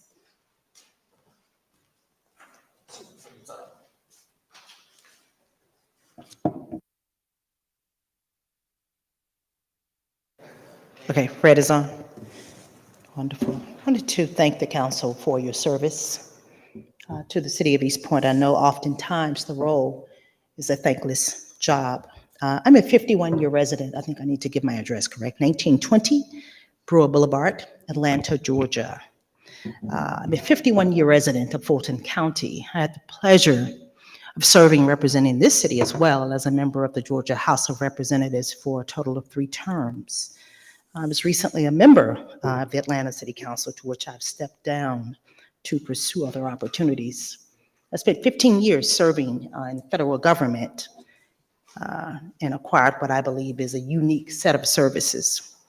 Many of you already know early voting will be coming up on April 21st through May 17th, and certainly the primary election day will be May 21st. While I am precluded from telling anyone who to vote for, I just simply wanted to introduce myself to each of you. Some I already know. The election will be coming up, and I am a candidate this year for Fulton County Superior Court Clerk. And I simply thank you again for the opportunity to speak, and I thank you for your service. Those are all the public comments we have this evening. All right, thank you to everyone who spoke during public comments this evening. Can we get a motion to approve consent agenda items 9 through 15? 15. It's been moved and properly seconded. Any discussion? All those in favor? All those opposed? Motion carries. Next up is item number 16. Can we get a motion to open the floor for discussion and possible action? Madam Mayor, I'd like to make a motion that we open the floor for discussion and possible action on renewal of East Point Water First. So moved. It's been moved and properly seconded. Any discussion? All those in favor? Aye. All those opposed? Motion carries. The floor is now open. Mrs. Jessie, we have information from staff. Yes, ma'am. Melissa Echevarria, Director of the Water Department, will come and present on this item. Good evening, Mayor, Council members. In 2017, the City of East Point received their Water First accreditation. With that accreditation, again, that allowed us a 1% decrease in financing for the existing GFA loans that we have. We also, with that accreditation, we obtained priority for CDBG funding. So again, there are not that many cities. More cities are adding into that. This is just our 5-year renewal. It comes to no cost. It just indicates that the existing programs that we began, we continue to run those programs to maintain the accreditation.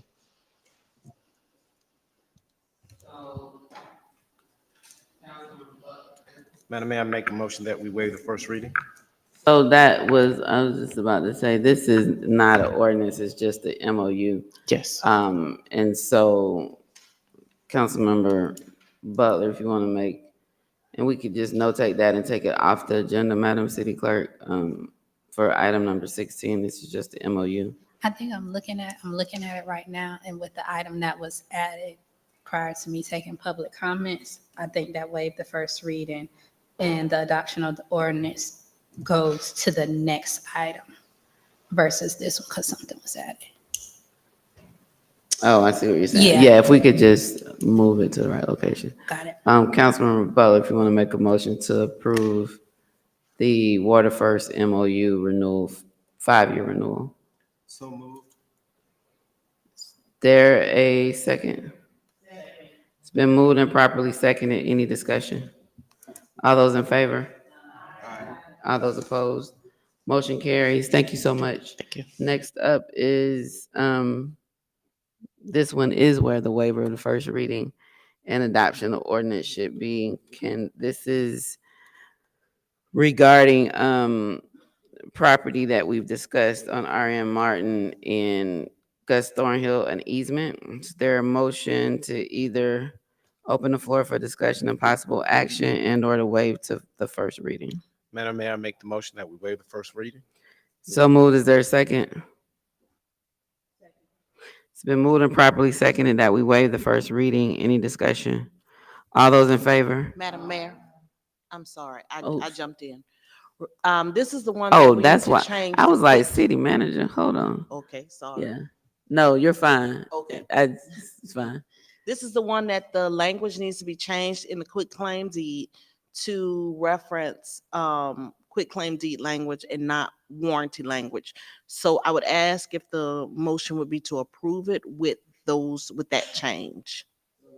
Right now, we're just on waiving the first reading, and then when we get to the next action, I'll have you restate that again and phrase it. We'll phrase it in a motion. Any further discussion?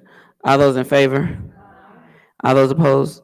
Motion carries. Is there any further action on this item? I'm gonna go to the city attorney for her to go ahead and state the motion regarding the ordinance, adopting the ordinance to abandon the right of way with whatever additional language. Thank you, Madam Mayor. So the language in the quit claim deed will be amended to just provide that the quit claiming of this property, which is the right-of-way property that the city has gone through the proper steps to determine it is no use of the city, will read like a quit claim deed will need to read and not provide any warranty as to the usefulness of the property to the end user. And so if there's a motion made to approve, make it with the approval that the quit claim deed will remove any warranty language. I was hoping we'd be that at that point too, Councilman Butler. I think do a motion to adopt the ordinance authorizing abandonment and conveyance of 0.150 acres of city-owned property located along R.M. Martin Street, Gus Thornhill Jr. Drive, and Irene Kidd Parkway in East Point, Georgia, with the warranty language removed from the quit claim deed and amended as stated. So moved. It's been moved and properly seconded. Any discussion? All those in favor? All those opposed? Motion carries. Next up is council comments. Comments from council. Any comments? Councilmember Cummings. Thank you, Madam Mayor, and thank you for all of those that attended via in person or via some form of our live stream. I'd first like to thank our Public Works Department for getting those speed humps on Dogwood. We greatly, greatly appreciate that and looking forward to all the other future projects that you have coming. And I'd like to also invite everyone out for our second annual senior stroll. That's going to be Councilmember Tremaine Mitchell and myself. We're partnering with Parks and Rec. It's also going to be the unveiling of the pickleball fields that we have, pickleball courts that we have at Sykes Park. That date is going to be May 18th. Registration is signed up for our seasoned/senior residents. That will be at 7 o'clock. We're going to be in the parking lot of St. Stephen's Church, and we'll have shuttles that will take us up to Sykes Park, and that's going to start at 7 o'clock. We have flyers that will be distributed throughout the city and on the city's social media outlets with a QR code to have everyone to register for this event. Again, this is going to be on May 18th of next month, so we look forward to everyone coming out to participate. Councilmember Buck. Thank you, Madam Mayor. I have two things I would like to report. The first is regarding the waiving the first reading of the ordinance regarding the cigar lounge. I hate Miss Marie Terry has left, so they're gonna miss all my jokes. I do like to get a little sip of something when I'm smoking a cigar. And I know some folks may not smoke, but then some other folks smoke something else that we can't talk about, you know. I'm sorry, that wasn't directed at no person. It was just a joke, you know. But I do agree with Kevin Brown. I do think it's a mistake for us to rezone that property because I think the CR, it's my opinion that the CR allows for the use that the people want to use it for. And I don't agree that we should, to me, I think it almost looks like spot zoning to me, in my opinion. And so I'm hopeful that the applicant and the planning department can come to some agreement as to what that really needs to look like. And so I'm hoping that gives them time to do that. The second thing I would like to do is to announce the celebration of my grandmother's 104th birthday. We celebrated on April 12th. Yeah, on Friday. I'm sorry. No, we sang as a group, so no, I did not sing. But I'm very grateful to do that and to celebrate with her that day. We had a lot of family to come and be around my grandmother. So every day that we live on this earth is a blessing. And so join me in celebrating my grandmother. Have a good day, everybody. Thank you, and thank you to the East Pointers that were engaged tonight. I just want to remind everyone of the Ward D Community Gathering that is going to be happening on April 27th at the 4 Point Sheridan from 1 o'clock p.m. until 3 o'clock p.m. Please come out and receive updates about what is happening not only in our city, but also Ward D. Hope to see you there. Thank you. Yes, thank you. So just wanted to let everybody know that there's going to be a cleanup at East Washington, April 20th from 9 a.m. to 12 p.m. Everyone is welcome to join. We're meeting outside 1252 Lyle Avenue. And a dumpster is going to be provided. It's coming out of my council budget for $250 and $75 per ton. And I would just like to remind everybody that, you know, they are kind of doing work that the city is really responsible for. And so let's just try and support them as much as we can. Additionally, regarding the utility shutoff comments, you know, it's my understanding that that state law does not that we don't have to abide by that because we have MEAG, which is a different kind of provider than what the state law has. But we are working on making our ordinances better in order to improve the quality of life of everybody. And that just kind of brings me to my next point that I really hope that, you know, as we continue and move forward, as we sit up here, that every time that we do something, every time that we vote on something or make comments, that we just keep thinking, is this going to improve the life of residents? And just to really put them first over anything else. Additionally, there's the ADA compliance survey that was mentioned earlier tonight. You can find that online on Facebook and on the city's website. And then the Public Arts Commission, they are trying to find residents to try and get on that board. You can apply for that board on the city's website as well, and the deadline for that is April 30th. Thank you. First of all, let me say thank you. No, let me just do this because I know the mayor's probably gonna bring it up about the pinning ceremony with the police. So we attended the Fog Hollow Neighborhood Association, Sumner Park Neighborhood Association on Thursday. And we heard the residents. And I don't think, well, let me say this. I don't think, well, they're not against business.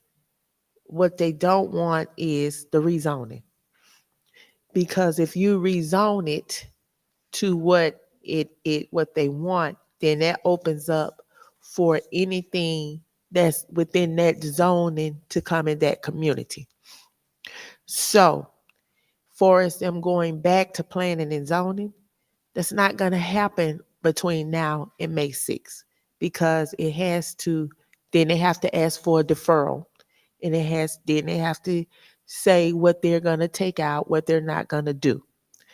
So I think leaving it zoned for the way that it is, and then they figure out within that zoning what makes it work in that for this community over here.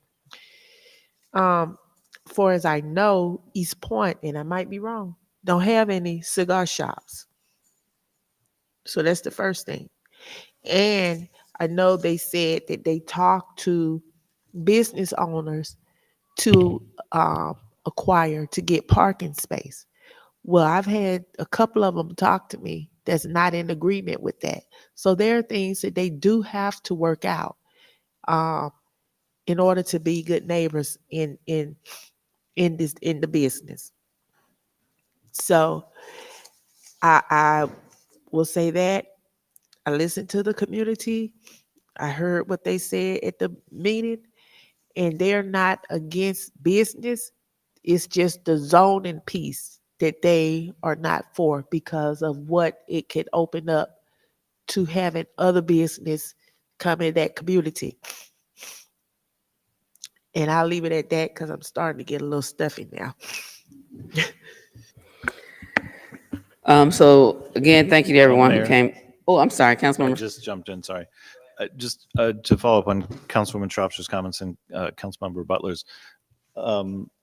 Yeah, I think, the community has very clearly, made their feelings known to me in opposition to this rezoning.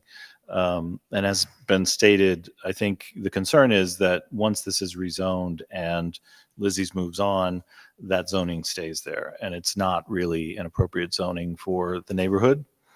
I also do have a question of the viability of the business if there is no alcohol being served. I'm not sure what the sort of profit margin is on having people smoking cigars for hours. But I think there is just some concern that once this zoning were to take place, rezoning were to take place, that it stays on beyond this current business owner. And I think that's the concern for the perpetuity of the property. So if the time weren't so late, I would do my Stevie Wonder rendition of Happy Birthday to Councilmember Butler's grandmother, who's a century plus 4 years. There's not too many people who absolutely are blessed to live such a long life. So happy birthday to her. Yeah, in my Stevie Wonder voice. Um, the On last Thursday, we attended Councilman Shropshire and I attended the police department's promotion and pinning ceremony. And it was amazing to see the promotion and pinning. I got there for comments at the end coming from work, but 24 police officers were promoted and pinned. We had 11 officers promoted to sergeant, 7 promoted to lieutenant, 4 promoted to captain. Major Copeland was promoted from captain to major, and Deputy Chief McCullough was promoted. I don't know why I keep wanting to say reported. Was promoted from major to deputy chief. So congratulations again to them. It was a packed house to celebrate and honor them and their families. Definitely thank them for their service and protecting and serving us. That will never be my role on the team. I'm a little bit too cautious. My husband calls it scary, but whatever it is, I appreciate the men and women who protect and serve us every day under the leadership of our amazing police chief, Sean Buchanan. As it relates to the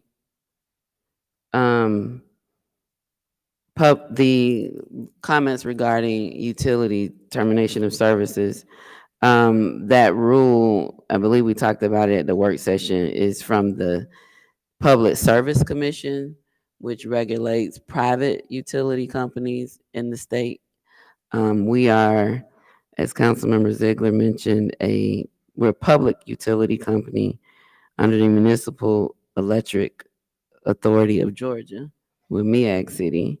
But nevertheless, we are looking at our ordinances, and as I always say, I put people over politics, profit, and party, and personalities, and all those things, people first. So I look forward to further discussion around that.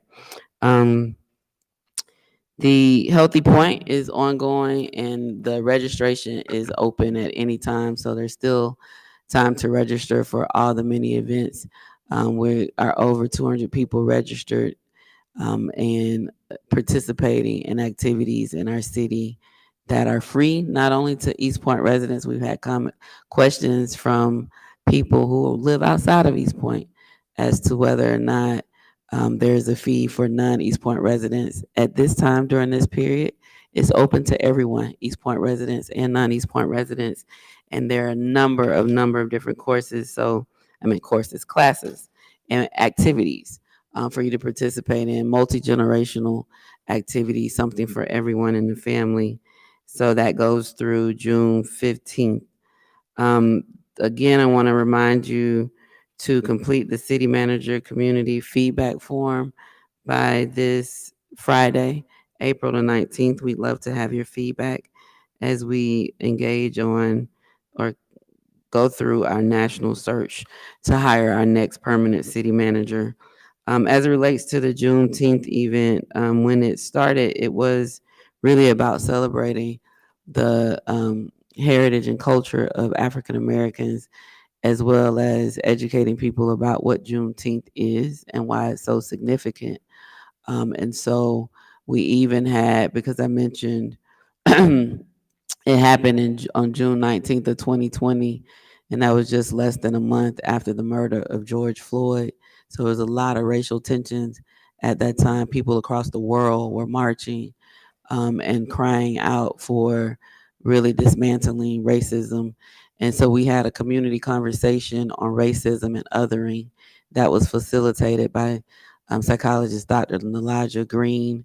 And so I look forward to our celebration incorporating the educational component, the cultural component, the celebration component, but also some real conversations around racism and othering, and just really how we move forward and dismantle and move forward with the multicultural shared understanding of racism in our country and in our community, and how we move forward.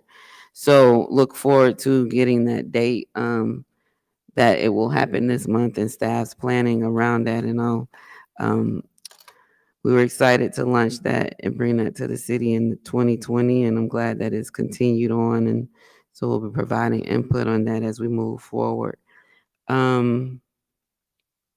I think that is all I have. Do we have any I'm sorry. Do we have any executive session? Legal? Staff? Well, don't get too excited. I just have one real estate. It won't take long, but it's one real estate we need to talk about. Does anybody else have any? Legal? Okay. Oh, and brief personnel discussion. City attorney. So we have one real estate, one legal, and one personnel. Oh, and I know what I wanted to mention. Raven Johnson, who is, I believe, the point guard. I get confused with positions for University of South Carolina national champions women's basketball program. Raven started playing in East Point Parks and Rec as a young lady. I think when she was about 5 years old. And so our East Point Parks and Recreation Department shared congratulations and posted. And she actually, when she came home in December of 2023, she stopped by the gym to say hi to them because she hadn't seen them in a while, and recorded a video. So, of course, we are extremely happy for Raven. And there's some shirts going around now that says everyone watches women's sports. And I think that's becoming more and more true. But congratulations to the GOAT, Don Staley, and the way she just is phenomenal at coaching, but also to the athletes and our connection to that national championship. I thought it was good to share with the community. I don't think I have any, just looking at my notes. One real estate, one legal, and one personnel. Madam Mayor, Mm-hmm. I would like to make a motion that we recess into executive session for one real estate, one legal, and one personnel. It's been moved and properly seconded. Any discussion? All those in favor? Aye. All those opposed? Motion carries.